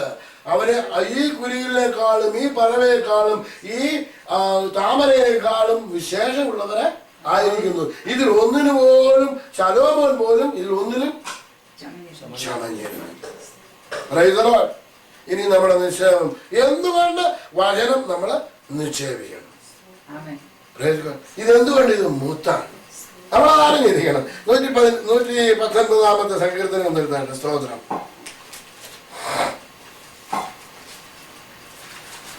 അതിന്റെ 72-ാമത്തെ വാക്യങ്ങളൊന്ന് വായിച്ച്, അതിന്റെ 71, 72 വാക്യം വായിച്ചു. നിന്റെ ചട്ടങ്ങൾ പഠിപ്പാൻ തക്കവണ്ണം ഞാൻ കഷ്ടതയിലായിരുന്നത് എനിക്ക് ഗുണമായി. 1000 പൊൻവെള്ളി നാണയത്തെക്കാൾ നിന്റെ വായിൽ നിന്നുള്ള ന്യായപ്രമാണം എനിക്ക് ഉത്തമം. അപ്പൊ 1000 പൊൻവെള്ളി നാണയത്തെക്കാൾ. അപ്പൊ നാണയത്തെക്കാൾ വില കൂടിയതാണ് ഏഴാളുടെ വചനം, ദൈവത്തിന്റെ വചനം. അപ്പൊ എന്ത് വലിയ നിക്ഷേപമാണ് നമ്മൾ സ്വരൂപിക്കുന്നത്? ചിന്തിച്ചു നോക്കിയേ, എത്ര വലിയ നിക്ഷേപം നമ്മൾ നിക്ഷേപിക്കുന്നത്. 1000 പൊൻവെള്ളി നാണയത്തേക്കാൾ നിന്റെ വായിൽ നിന്ന് വരുന്ന ന്യായപ്രമാണം എനിക്ക് ഉത്തമം. അപ്പൊ എത്ര വലിയ ധനമാണ് നമ്മൾ സൂക്ഷിക്കുന്നത്. ഇത് കളറെടുക്കാൻ പറ്റുമോ? ഇത് മുഴുവൻ എടുക്കാൻ പറ്റുമോ? ഇത് കളറെടുക്കാൻ പറ്റത്തില്ല, ഇത് മുഴുവൻ എടുക്കാൻ പറ്റത്തില്ല, ഇത് തുരുമ്പെടുക്കത്തില്ല. ഇത് സ്വരൂപിച്ചിരിക്കുന്ന ഈ മനുഷ്യല ഒരിക്കലും പഴകി പോകുന്നതുമല്ല. അതിന്റെ 119-ന്റെ 127-ാമത്തെ വാക്യം വായിച്ച്, അതുകൊണ്ട് നിന്റെ കൽപ്പനകൾ എനിക്ക് പൊന്നിലും തങ്കത്തിലും പൊന്നിലും തങ്കത്തിലും അധികം. അപ്പൊ പൊന്നും തങ്കമാണ് നമ്മൾ ഏറ്റവും കൂടുതൽ സ്വരൂപിച്ചു വെക്കുന്നത്. ദൈവവചനം പറയുന്നത് നിന്റെ തിരുവചനം പൊന്നിലും തങ്കത്തിലും. അപ്പൊ അതിനെക്കാട്ടിൽ വില കൂടിയതാണ് നമ്മളെ സ്വരൂപിക്കുന്നത്. ദൈവവചനം നമ്മൾ സ്വരൂപിക്കുന്നത് എന്താണ്? ഈ പൊന്നിനെക്കാട്ടിലും തങ്കത്തെക്കാട്ടിലും വില കൂടിയതാണ് ഈ സ്വർഗത്തിൽ നമ്മള് നിക്ഷേപിക്കുന്നത്. മുമ്പേ അവന്റെ രാജ്യവും നീതിയും അന്വേഷിപ്പീൻ, അതോടുകൂടി നിങ്ങൾക്ക് അവൻ എന്തൊക്കെ നമ്മൾ ചെയ്യുന്നത്? പൊൻവെള്ളി നാണയങ്ങള്, പൊന്ന്, തങ്കം, ഇതൊക്കെ നമ്മൾ സ്വരൂപിക്കുന്നത്. ഇത് ആർക്കും എടുക്കാനും പറ്റത്തില്ല. ആർക്കും എടുക്കാൻ പറ്റുമോ? ഇനി അതിന്റെ 108-ാമത്തെ 103-ാമത്തെ വാക്യം ഒന്ന് വായിച്ചു. തിരുവചനന്റെ തിരുവചനം എന്റെ അണ്ണാക്കിനെത്ര മധുരം. പിന്നെ അവ അവ എന്റെ വായിക്ക് തേനിലും നല്ലതാ. അപ്പൊ ഇനി ഡയബറ്റിസിനെ പറ്റി പഠിപ്പിക്കണം. ഡയബറ്റിസിനെ പറ്റി വിഷമിക്കണം. കാരണം ഈ വചനം അതിലും മധുരമുള്ളത്, തേനിലും മധുരം, അതിമധുരമായിട്ടുള്ളത്. ഈ അതിമധുരമായിട്ടുള്ള ഈ മധുരം കഴിക്കുമ്പോ ഡയബറ്റീസും വരുന്നില്ല, വരുമോ? അപ്പൊ യാതൊരു രോഗം അടുക്കുന്നതല്ല. പിന്നെ ഈ വചനത്തിന് വേറൊരു പ്രത്യേകതയുണ്ട്. അതിന്റെ താഴത്തെ 105-ാമത്തെ വാക്യം ഒന്ന് വായിച്ചു. എന്റെ കാലിന് ദീപവും അയ്യോ നമ്മളെ ടോർച്ചില്ലെങ്കിലും കാലിന് ദീപം. അന്ധകാരത്തിലെ ടോർച്ചില്ലെങ്കിലും നടക്കാം. നിന്റെ വചനം എങ്ങനെയുള്ള കാലിന് കാലിലെ ദീപവും എന്റെ പാതയ്ക്ക് പ്രകാശമാകും. Praise God. ഇത് നമ്മൾ സ്വരൂപിച്ച് വെച്ച് കഴിഞ്ഞാൽ എത്ര വലിയ കൂരുകൾ വന്നാലും പറഞ്ഞാലും കൂരുകൾ താഴ്വരയെ കൊണ്ട് നടന്നാലും ഞാനൊരു അനർത്ഥവും ഭയപ്പെടുകയില്ല. കാരണമാണ് നിന്റെ വചനം ആണ് ഞാൻ സ്വരൂപിച്ചിരിക്കുന്നത്. Praise God. സ്തോത്രം. Praise God. ആ വചനം എനിക്ക് എന്റെ കാലിന് ദീപമാണ്, എന്റെ പാതയ്ക്ക് പ്രകാശമാണ്. Praise God. ഞാൻ എവിടെ പോയാലും അത് പ്രകാശിക്കും. എന്റെ പാതയ്ക്ക് എപ്പോഴും പ്രകാശം തരുന്നതാണ്. ഞാൻ എവിടെ ചെന്ന് പറഞ്ഞാലും പ്രകാശിച്ചു കൊണ്ടേ ഇരിക്കും. Praise God. അതുകൊണ്ട് എനിക്ക് യാതൊന്നിനെ പറ്റി വിഷമിക്കേണ്ടി ആവശ്യമില്ല. അതിനാൽ ഞാൻ ഒന്നിനെ ഭയപ്പെടേണ്ടി ആവശ്യമില്ല. ഹല്ലേലൂയ. ഒരു രോഗവും ഒരു ബാധയും നിന്റെ കൂടാരത്തിന് അടുക്കുകയില്ല. അത് നിന്റെ വശത്ത് 1000 പേരും നിന്റെ വലത്ത് വശത്ത് 10,000 പേരും വീഴും എങ്കിലും അത് നിന്നോട് അടുത്ത് വരികയില്ല. Praise God. ഹല്ലേലൂയ. സ്തോത്രം. ഓരോ മനുഷ്യരും ഹല്ലേലൂയ. അതിന്റെ 197 വാക്യം വായിച്ചു. നിന്റെ ന്യായപ്രമാണം എനിക്ക് എത്ര പ്രിയം. അത് ഞാൻ പ്രമാണിക്കും. എവിടാതെ എന്റെ ധ്യാനമാകും. അത് ഇടവിടാതെ എന്റെ ഞാൻ അതാണ് നമ്മൾ ചെയ്യുന്നത്. ഇത് നിക്ഷേപിച്ചാൽ മാത്രം പറ്റത്തില്ല. ഇതൊക്കെ ചെയ്യണം. അത് ഇടവിടാതെ ധ്യാനിക്കണം. ധ്യാനിക്കണം. യോശുവയോട് പറഞ്ഞത് എന്താണ്? യോശുവയോട് പറഞ്ഞത് എന്താണ്? യോശുവയുടെ പുസ്തകം 1:8 എന്താ പറഞ്ഞിരിക്കുന്നത്? ഇടത്തോട്ട് എന്റെ വചനം വിട്ട് ഇടത്തോട്ട് വിട്ടു. പിന്നെ അത് നിന്റെ വായിൽ നിന്ന് നീങ്ങി പോകരുത്. പിന്നെ അത് രാവും പകലും നീ എടുത്ത് വായിച്ചു. യോശുവയുടെ പുസ്തകം 1:8 വായിക്കും.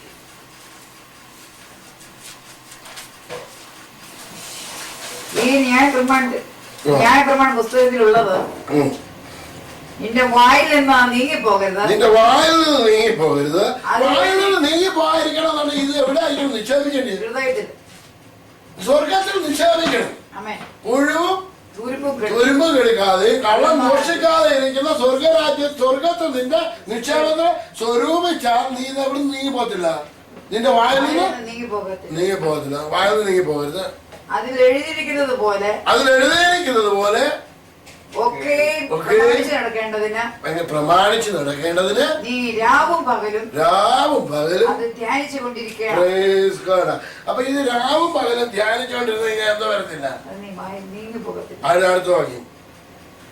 പിന്നെ എന്നാൽ നിന്റെ പ്രവൃത്തി സാധിക്കും. എന്താണ് നിന്റെ പ്രവൃത്തി സാധിക്കും.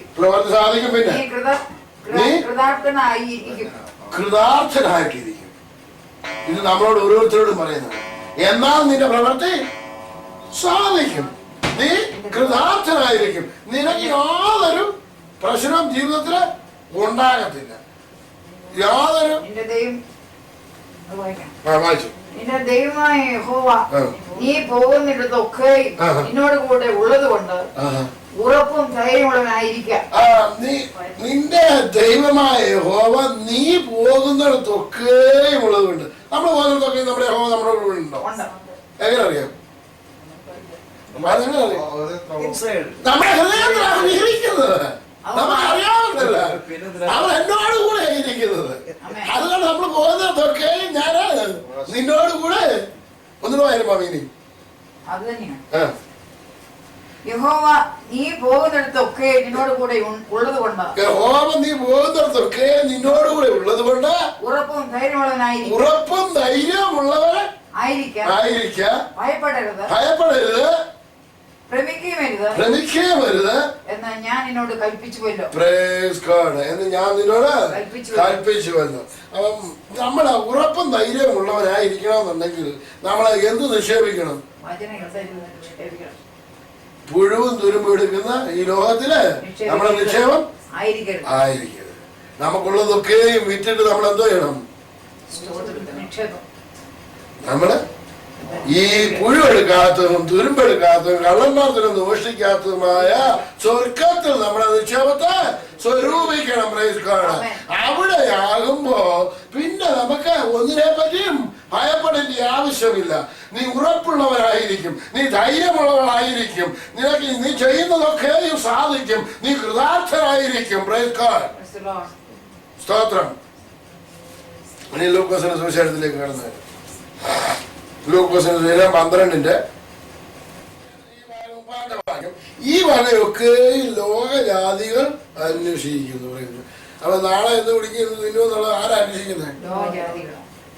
നമുക്ക് ഇതിനെപ്പറ്റി അന്വേഷിക്കേണ്ടി വല്ല ആവശ്യമില്ല. പണ്ടൊക്കെ അത് ഒത്തിരി പാരമ്പര്യം ചിന്തിക്കുമായിരുന്നു. ഞാൻ പണ്ടും അധികം ഒന്നും ഭാരപ്പെടാറില്ലായിരുന്നു. ഇപ്പോഴൊന്നും ഒട്ടും ഭാരപ്പെടാറില്ല. കാരണം എന്താണെന്നറിയാം, ഇപ്പൊ ഒന്നിനെ പറ്റി വിചാരപ്പെടേണ്ടി കാര്യമില്ല. പിന്നെ അടുത്ത് വായിക്കുന്നത് 31. ഈ വഴിയൊക്കെ ലോകജാതികൾ അന്വേഷിക്കുന്നു. നിങ്ങളുടെ പിതാവോ ഇവ ആവശ്യമെന്ന് അറിയുന്നു. അവരെങ്ങനെ അറിയുന്നത്? അവരെങ്ങനെ ഇതൊക്കെ അറിയുന്നത്? നമുക്കിത് ആവശ്യമെന്ന്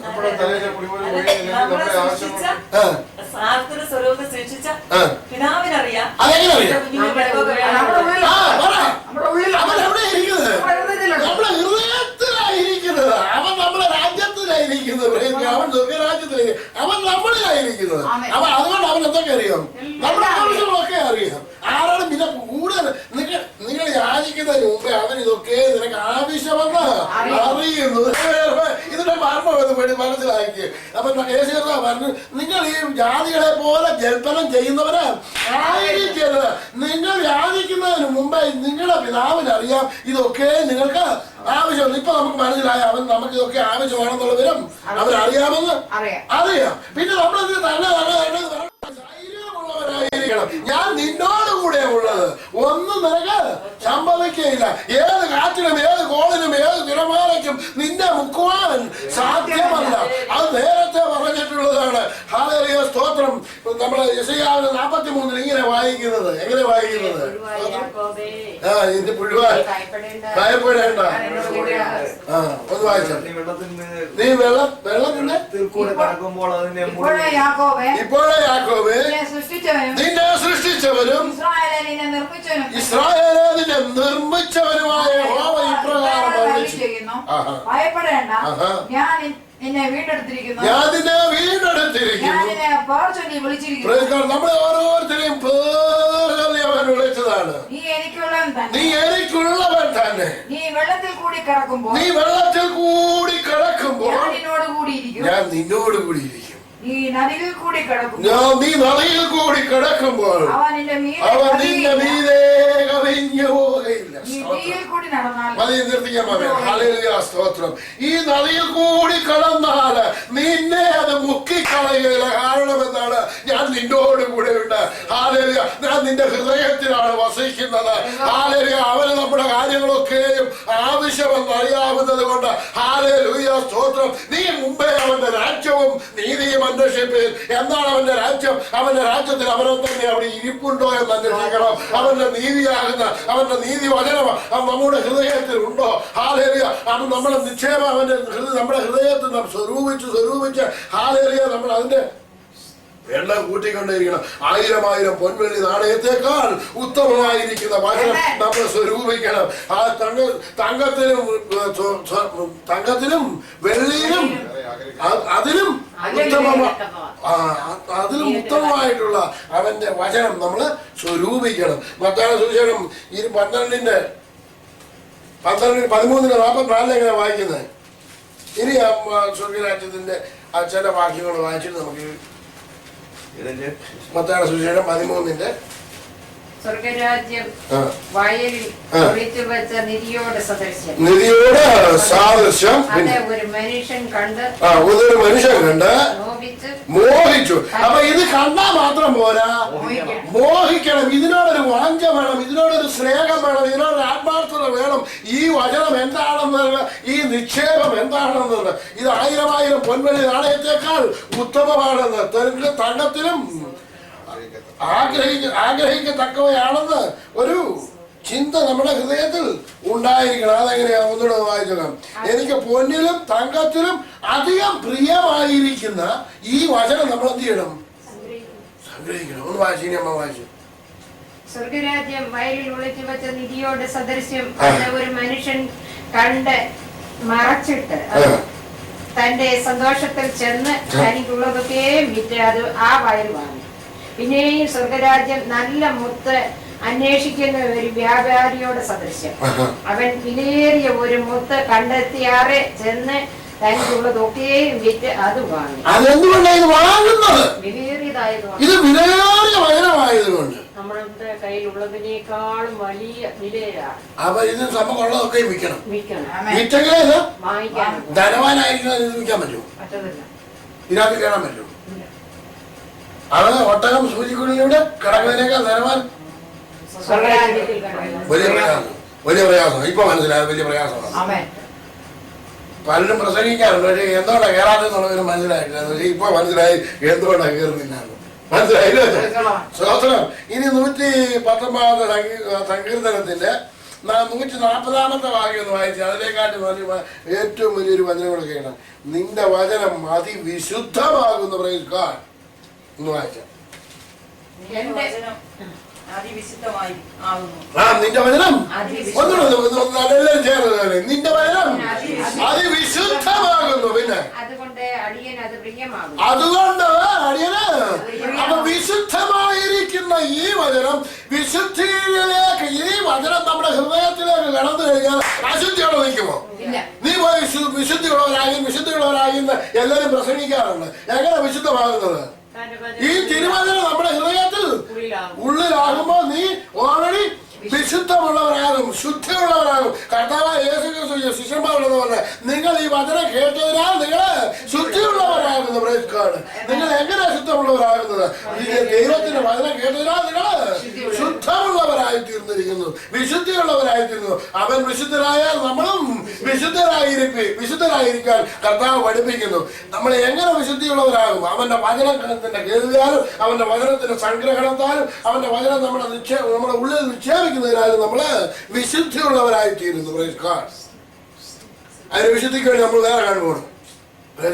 നമ്മളെ ഓൾറെഡി അവന്റെ രക്തത്താൽ നമ്മളെ ശുദ്ധീകരിച്ചു കഴിഞ്ഞു. പിന്നെ നമ്മുടെ വചനത്താൽ നമ്മൾ കഴുകൽ പ്രാപിച്ച്, കഴിഞ്ഞ ആഴ്ചയിൽ നമ്മൾ കേട്ടാണ്, നമ്മൾ ശുദ്ധീകരണം പ്രാപിച്ച് ആ ശുദ്ധീകരണത്തിലേക്ക് നമ്മൾ നടന്ന അവധിവിശുദ്ധമായ സ്ഥലത്തേക്ക് നമ്മൾ ഏത് സമയത്തും കൃപാസനത്തോട് അടുത്ത് ചെല്ലുവാൻ തക്കവണ്ണം നമ്മളെ അവൻ ഒരുക്കി വെച്ചിരിക്കുകയാണ്. സ്തോത്രം. ചിലർ പറയാറുണ്ട്, കഴിഞ്ഞ ദിവസവും ചിലർ പറയുന്നത് കേട്ടു, എനിക്ക് കുറവുള്ളവളാണ്. ദൈവജനമേ, നമ്മളെ കുറവുള്ളവനായി ദൈവം കാണുന്നില്ല.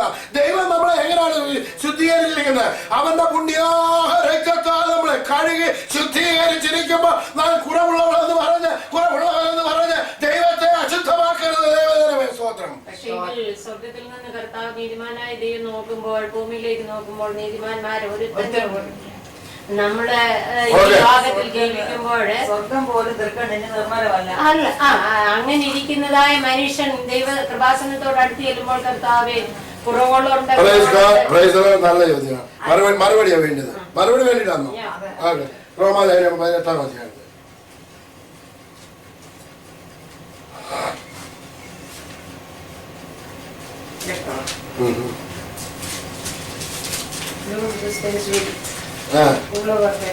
ഒരു ശിക്ഷാവിധിയും ഇല്ല. അതുകൊണ്ട് ക്രിസ്തുയേശുവിൽ ഉള്ളവർക്ക് ഒരു ശിക്ഷാവിധിയും ഇല്ല. ക്രിസ്തുയേശുവിൽ ആയതുകൊണ്ട്. പിന്നെ അതിന്റെ 33-ാമത്തെ വാക്യം വായിച്ചു.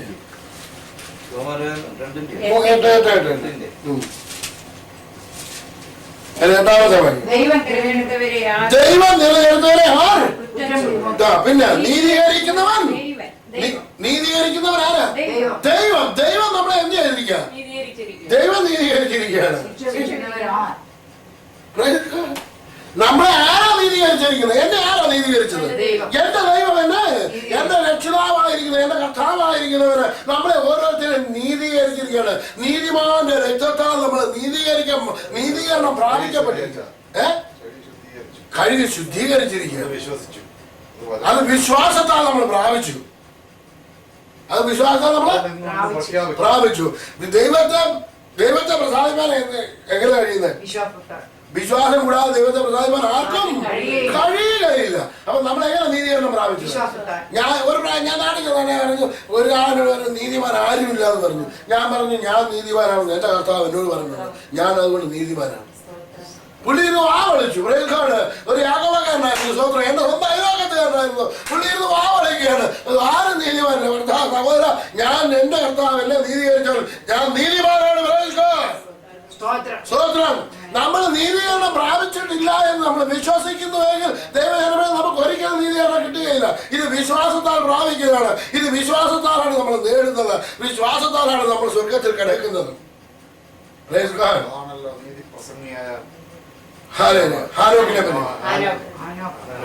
ദൈവം നീതീകരിച്ചുകൊണ്ട് നമ്മളിവിടെ ഇരിക്കുന്നു. ദൈവത്തിന്റെ വചനം ഉരുവിടുന്നു. യാതൊരു യോഗ്യതയും സ്തോത്രം. സ്തോത്രം. ദൈവമായ കർത്താവ് ഈ നമ്മളെ എന്തുമാത്രം ശുദ്ധീകരിച്ചു എന്നുള്ളത് നമ്മള് ഈ എന്തിനെ പറ്റി എന്തെങ്കിലും സംശയം ഉണ്ടെന്നുണ്ടെങ്കിൽ റോമാലേഖനം 8-ാം അധ്യായം കംപ്ലീറ്റ് ആയിട്ട് വായിക്കുന്നുണ്ട്. നമ്മളെ അതിനെ പറ്റി കംപ്ലീറ്റ് ആയിട്ട് പഠിപ്പിക്കുന്നു. സ്തോത്രം. ഇനിയും അതിനും സംശയം കൂടുതൽ ഉണ്ടെന്നുണ്ടെങ്കിൽ യോഹന്നാൻ സുവിശേഷം 14-ാം അധ്യായം നിർത്തും.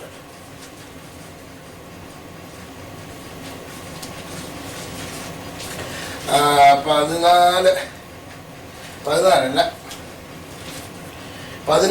അധ്യായത്തിൽ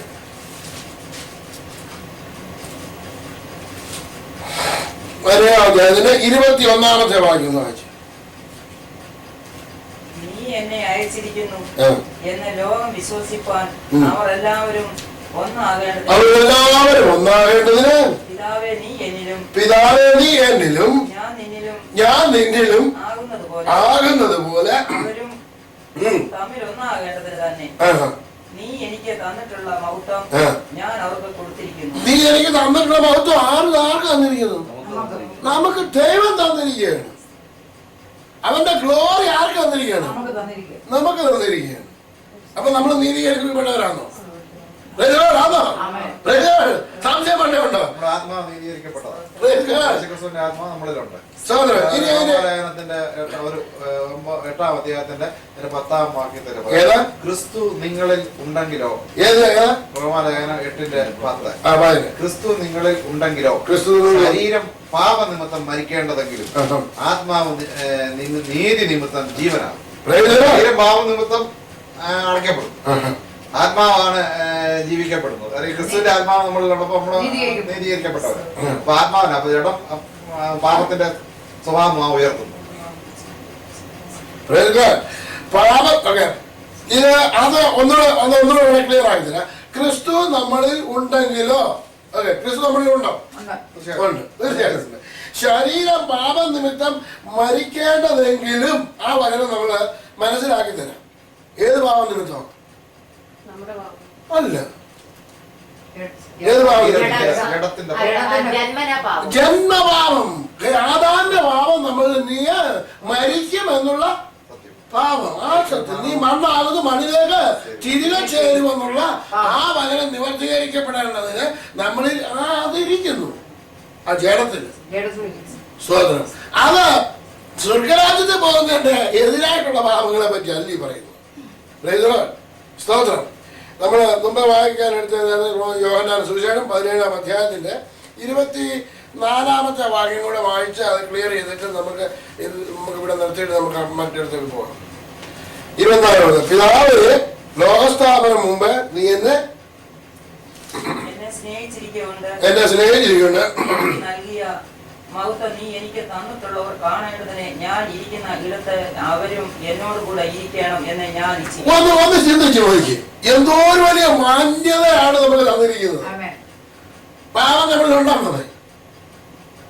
പാവം ഉണ്ടോ നമുക്ക് അവനിരിക്കുന്നത് നമുക്ക് ഇരിക്കാൻ പറ്റും. നമ്മൾ നീതീകരിക്കപ്പെട്ടവരാ. അപ്പൊ അത് നമ്മൾ വിശ്വസിക്കാം. എനിക്ക് കുറവുണ്ടെന്ന് നമ്മൾ പറയാൻ പാടില്ല. പറഞ്ഞാൽ ആരെയും നമ്മൾ കുറ്റം വിധിക്കുന്നത്? ക്രിസ്തുവിനെ കുറ്റം വിധിക്കാം. നമ്മൾ പുറകിലേക്ക് പോയാൽ കുറവിലേക്ക് നമ്മൾ ചെയ്താൽ നമുക്ക് കുറവുണ്ടാകും.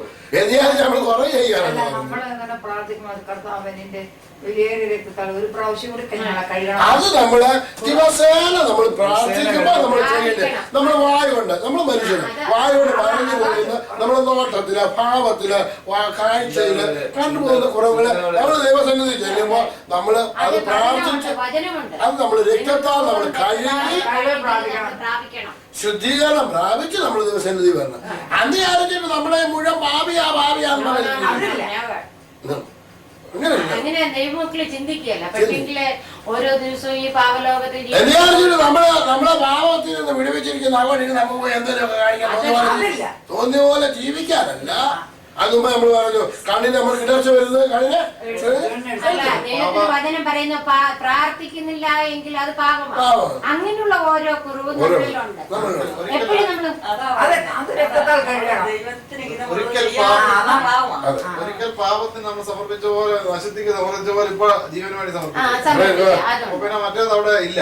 പിന്നെ പോകുന്നത് ഞാൻ തീരുമാനിച്ചിട്ട് പോകുന്നതാ.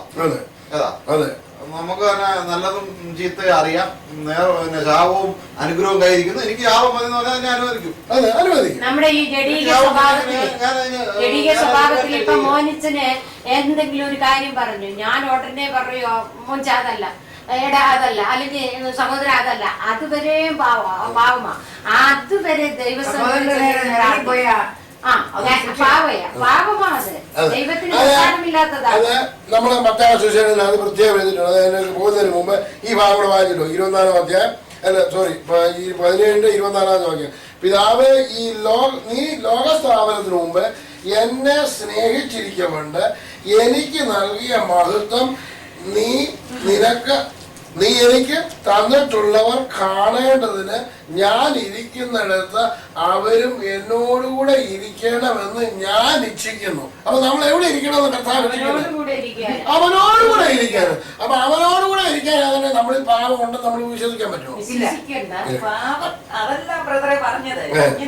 ദൈവത്തിന്റെ വചനത്തിൽ കാണുന്ന ഇതാ, നിങ്ങള് നമ്മളുടെ കോപിക്കുന്നുവെങ്കിൽ പാപമാണോ, സഹോദരനെ നിസാരാന്ന് വിളിച്ചാൽ പാപമാണോ,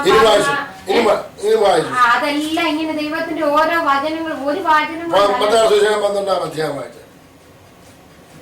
12-ാം അധ്യായം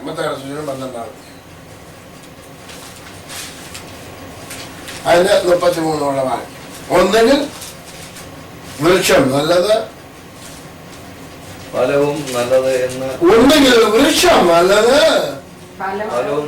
നല്ല ആകാത്ത പിന്നെ അല്ലെങ്കിൽ വൃക്ഷം ചീത്ത എന്ന് വെപ്പി. ഫലം കൊണ്ടല്ല വൃക്ഷം വൃക്ഷം അറിയുന്നത്. സർപ്പസന്തതികളെ ദുഷ്ടരായിരിക്കെ നല്ലത് സംസാരിപ്പാൻ എങ്ങനെ കഴിയും? ഹൃദയം നിറഞ്ഞ് കവിയുന്നതിൽ നിന്നല്ലോ വായ് സംസാരിക്കുന്നത്. ഹൃദയം നിറഞ്ഞ് കവിയുന്നതല്ലോ വായ സംസാരിക്കുന്നത്. അപ്പം ഈ നല്ല ഫലം എവിടെ നിന്ന് വരുന്നു? നല്ല വൃക്ഷത്തിൽ നിന്ന് വരുന്നു. ആകാത്ത വൃക്ഷത്തിൽ നിന്ന് ആകാത്ത ഫലം വരുന്നു. അപ്പം നമ്മളിപ്പോ ആകാത്ത ഫലം നമ്മൾ തിന്നുന്നവരല്ല. മനുഷ്യരാരും ആകാത്ത ഫലം തിന്നുന്നില്ല. അപ്പം നമ്മളെ നിക്ഷേപങ്ങളിൽ നിന്നാണ് നല്ലത്. ഒന്നുകൂടെ ശ്രദ്ധിച്ച് വായിച്ചത്. ഇനി അങ്ങോട്ട് പോയി നമ്മൾ തീരാൻ പോവാം. അതെ, നല്ല മനുഷ്യൻ നമ്മുടെ നല്ല നിക്ഷേപത്തിൽ നിന്ന് നല്ലത് പുറപ്പെടുവിക്കും. നമ്മളിപ്പോ എന്താ നിക്ഷേപിച്ചിരിക്കുന്നത്? അപ്പൊ എന്താ നമ്മൾ വായിൽ നിന്ന് പുറപ്പെടുന്നത്? നമ്മൾ ഇത്രയും നേരം നമ്മളെ സ്വർഗത്തിൽ നിക്ഷേപം സ്വരൂപിക്കുകയായിരുന്നു. അവിടെ സ്വർഗത്തിൽ നിക്ഷേപം നമ്മളെ പുഴുവെടുക്കുന്നതും തുരുമ്പെടുക്കുന്നതും കള്ളന്മാരിൽ നിന്ന് മോഷിക്കാത്തതുമായ സ്വർഗത്തിൽ നമ്മളെ നിക്ഷേപത്തെ സ്വരൂപിക്കുകയായിരുന്നു. അവിടെ ആ സ്വരൂപിച്ചെടുത്ത് വെച്ചിരിക്കുന്നിടത്തു നിന്ന് നിറഞ്ഞിരിക്കുന്നിടത്തു നിന്ന് ആകാത്തത് പോലെ ഇറങ്ങി വരുമോ? എന്താ ഇറങ്ങി വരണ്ടേ? അക്കൗണ്ടിൽ നമ്മൾ കൊടുക്കുന്നത് അല്ലേ?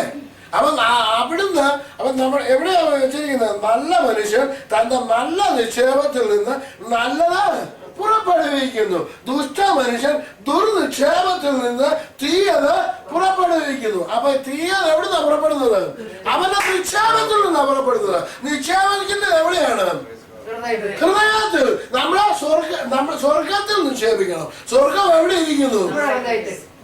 പിതാവ് ഇരിക്കുന്നിടത്തിരിക്കുന്നു. നമ്മുടെ ഹൃദയത്തിൽ ഇരിക്കുന്നു. അവിടെ നമ്മൾ നിക്ഷേപിക്കുന്നു. അവിടെ നിക്ഷേപിക്കുന്നിടത്തു നിന്നാണ് ഇറങ്ങി വരുന്നത്. നമ്മളെ നിക്ഷേപത്തിൽ നിന്നാണ് ഇറങ്ങി വരുന്നത്. വായു സംസാരിക്കുന്ന എവിടുന്നാ വരുന്നത്? ഹൃദയം നിറഞ്ഞിരിക്കുന്നതാണ് വായ സംസാരിക്കുന്നത്. മനസ്സിലാ? എന്നിട്ട് അടുത്ത വാക്യം, പിന്നെ അടുത്തത് അമ്മാവ് പറഞ്ഞ വാക്യം. എന്നാൽ മനുഷ്യൻ പറയുന്ന ഏത് നിസാര വാക്കിനും ന്യായവിസ്താരത്തിൽ കണക്ക് ബോധിപ്പിക്കേണ്ടി വരുമെന്ന് ഞാൻ നിങ്ങളോട് പറയുന്നു. നിന്റെ വാക്കുകളാൽ നീ നീതീകരിക്കപ്പെടുകയും, നിന്റെ വാക്കുകളാൽ നീ നീതീകരിക്കപ്പെടുകയും നിന്റെ വാക്കുകളിൽ നീ കുറ്റം വിധിക്കപ്പെടുകയും ചെയ്യും. നമ്മളാണ് കുറ്റം നമ്മളെ തന്നെ വിധിക്കുന്നത്. നമ്മളാണ് നമ്മളെ തന്നെ നീതീകരിക്കപ്പെടുന്നത്. ആരാ നീതീകരിക്കപ്പെടുത്തുന്നത്? നമ്മൾ തന്നെ. ഞാൻ കുറ്റമുള്ളവളാന്ന് പറഞ്ഞു കഴിഞ്ഞാൽ ആരാ കുറ്റമുള്ളവള്? കുറ്റമുള്ളവള് തന്നെ. ഒരു വ്യത്യാസം. ഞാൻ നീതീകരിക്കപ്പെട്ടിരിക്കുന്നു എന്ന് ഞാൻ വിശ്വസിക്കുന്നു. ഞാൻ ഏറ്റു പറഞ്ഞാൽ ഞാൻ നീതീകരിക്കപ്പെട്ടിരിക്കുന്നു. നമ്മുടെ വാക്കുകളിൽ നിന്നാണ്. അപ്പൊ നമ്മുടെ വാക്കുകൾ എപ്പോഴും നമ്മള് ഉപ്പിനാൽ രുചി വരുന്നത് കൃപയോടുകൂടി ആയിരിക്കണം. ഉവ്വ് ഉവ്വ് ഇല്ല എന്നും ആയിരിക്കണം. അതിൽ കൂടുതലായിട്ട് ആരിൽ നിന്ന് വരുന്നു? ദുഷ്ടനിൽ നിന്ന് വരുന്നു. അപ്പൊ നമ്മൾ സംസാരിക്കുമ്പോൾ നമ്മള് നാവിനെ കടിഞ്ഞായിട്ട് സൂക്ഷിക്കേണ്ട ആവശ്യം ഉണ്ട്. കൂടുതൽ സംസാരിക്കാൻ എന്താ വരുന്നത്? ദുഷ്ടനിൽ നിന്നാണ്. ആദ്യ ഭാഷണത്താൽ മാവം നാം സൂക്ഷിക്കണം. അപ്പൊ നമ്മള് എന്താണ് മുമ്പേ അവര് രാജ്യവും നീതിയും അന്വേഷിപ്പിക്കും. അതോടുകൂടി ഇതൊക്കെ നിങ്ങൾക്ക് ലഭിക്കും. നമ്മൾ ഒന്നിനെ കുറിച്ചും വിചാരപ്പെടേണ്ട ആവശ്യം ഇല്ല. സ്തോത്രം. അപ്പൊ നമ്മൾ സ്വർഗരാജ്യത്തിന്റെ പ്രിൻസിപ്പളിന്റെ അടുത്ത ഭാഗം കൂടെ പഠിച്ചു കഴിഞ്ഞു. ഇനി സ്വർഗരാജ്യത്തിന്റെ താക്കോലിന്റെ ചില കാര്യങ്ങൾ അടുത്ത ആഴ്ച നമുക്ക് പഠിക്കാം. ദൈവമായ കർത്താവ് സഹായിക്കട്ടെ. ദൈവം അതിനായി നമ്മളെ ഒരുക്കിയെടുക്കട്ടെ. സ്തോത്രം. അതുവരെ അവന്റെ സാഹചര്യ സ്തോത്രം. അവന്റെ ചിറകിൽ നമ്മളെ കാത്തു പരിപാലിക്കുമാറാകട്ടെ.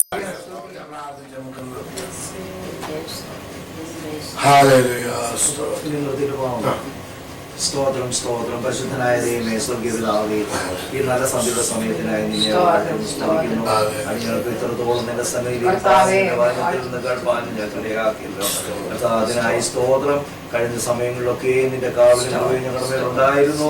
എല്ലാവിധമായ ആനന്ദങ്ങൾ ഞങ്ങളെ വിടുവിച്ച് ഇത്രത്തോളം സൂക്ഷിച്ച് പരിപാലിച്ച കൃപയ്ക്കായി വീണ്ടും മഹത്വപ്പെടുത്തുന്നു. സ്തുതിക്കുന്ന കർത്താവേ, ഞങ്ങൾ സ്തോത്രം ചെയ്യുന്നു. ഹല്ലേലൂയ. നിന്നെ ഞങ്ങൾ വാഴ്ത്തുകയാണ്. നിന്റെ വചനം അനുസരിച്ച് ജീവിപ്പാന് കർത്താവേ, അത് പൂർണ്ണ ഹൃദയത്തിൽ സംഗ്രഹിച്ചുകൊണ്ട് നടപ്പാൻ ഞങ്ങൾക്ക് ഇടയാക്കണമേ. ഞങ്ങളുടെ ഉള്ളിൽ എപ്പോഴും തിരുമേനി ഉള്ളതിനാൽ ഞങ്ങൾ നിന്നെ വാഴ്ത്തുന്നു. ഏത് പ്രതികൂല സാഹചര്യങ്ങൾ വരുമ്പോഴും കർത്താവേ നിന്നെ ഉണർത്തിക്കൊണ്ട് കർത്താവേ നിന്നിൽ നിന്ന് ശക്തി പ്രാപിച്ചുകൊണ്ട് ജീവിപ്പാൻ ഞങ്ങളെ ഇടയാക്കണമേ. ഞങ്ങളുടെ പ്രവർത്തനങ്ങളെല്ലാം നീ ഞങ്ങളോടുകൂടെ ഉള്ളതിനാൽ അത് ജയമാക്കി തരുന്നതിനാൽ സ്തോത്രം. ഹല്ലേലൂയ. ഉറപ്പും ധൈര്യമുള്ളവരായി കർത്താവേ എപ്പോഴും നിന്നോട് അടുത്ത് ചേർന്ന് ജീവിച്ചുകൊണ്ടിരിപ്പാൻ ഞങ്ങൾക്ക് ഇടയാക്കണമെന്ന് പ്രാർത്ഥിക്കുന്നു. ഇത്രത്തോളം ഞങ്ങളെ അവിടുന്ന് സഹായിച്ചതിനാൽ സ്തോത്രം. പ്രത്യേകിച്ച് നിന്റെ മകനെ വരം ഘോഷിപ്പാൻ സഹായിച്ചതിനാൽ സ്തോത്രം. ശക്തീകരിച്ചതിനാൽ സ്തോത്രം. അടിയങ്ങളെ ഓരോരുത്തരെയും അവിടുന്ന് അനുഗ്രഹിച്ചാട്ട്. ഇപ്പോൾ ഞങ്ങൾ കർത്താവെ വീണ്ടും നിന്റെ സന്നിധിയിൽ കൊടുക്കുവാൻ കർത്താവെ സുഖന്റെ ഭവനത്തിലേക്ക് ഞങ്ങൾ പോകുന്നു. വഴിമധ്യേ നീ കൂടെ ഇരിക്കണമേ. അവിടെ നീ ഞങ്ങളെ മധ്യേ നീ എഴുന്നള്ളണമെന്ന് പ്രാർത്ഥിക്കുന്നു. വരം ഘോഷിപ്പാൻ നിന്റെ മക്കളെ അവിടുന്ന് ശക്തീകരിക്കണമേ. അടിയങ്ങളെയും സഹായിക്കണമെന്ന് പ്രാർത്ഥിക്കുന്നു. ആ ഭവനത്തെ അവിടുന്ന് അനുഗ്രഹിക്കണമേ. കർത്താവെ എല്ലാ നന്മകളാലും നിറയ്ക്കണം. അറിവിനായി ഒരുക്കണമേ. മാനവും മഹത്വം തിരുമ്മിയെടുക്കണം. സൗജന്യങ്ങൾക്ക് യേശുനാമത്തിൽ താഴ്മയിൽ യാചിക്കുന്ന കൃപ എടുക്കണം.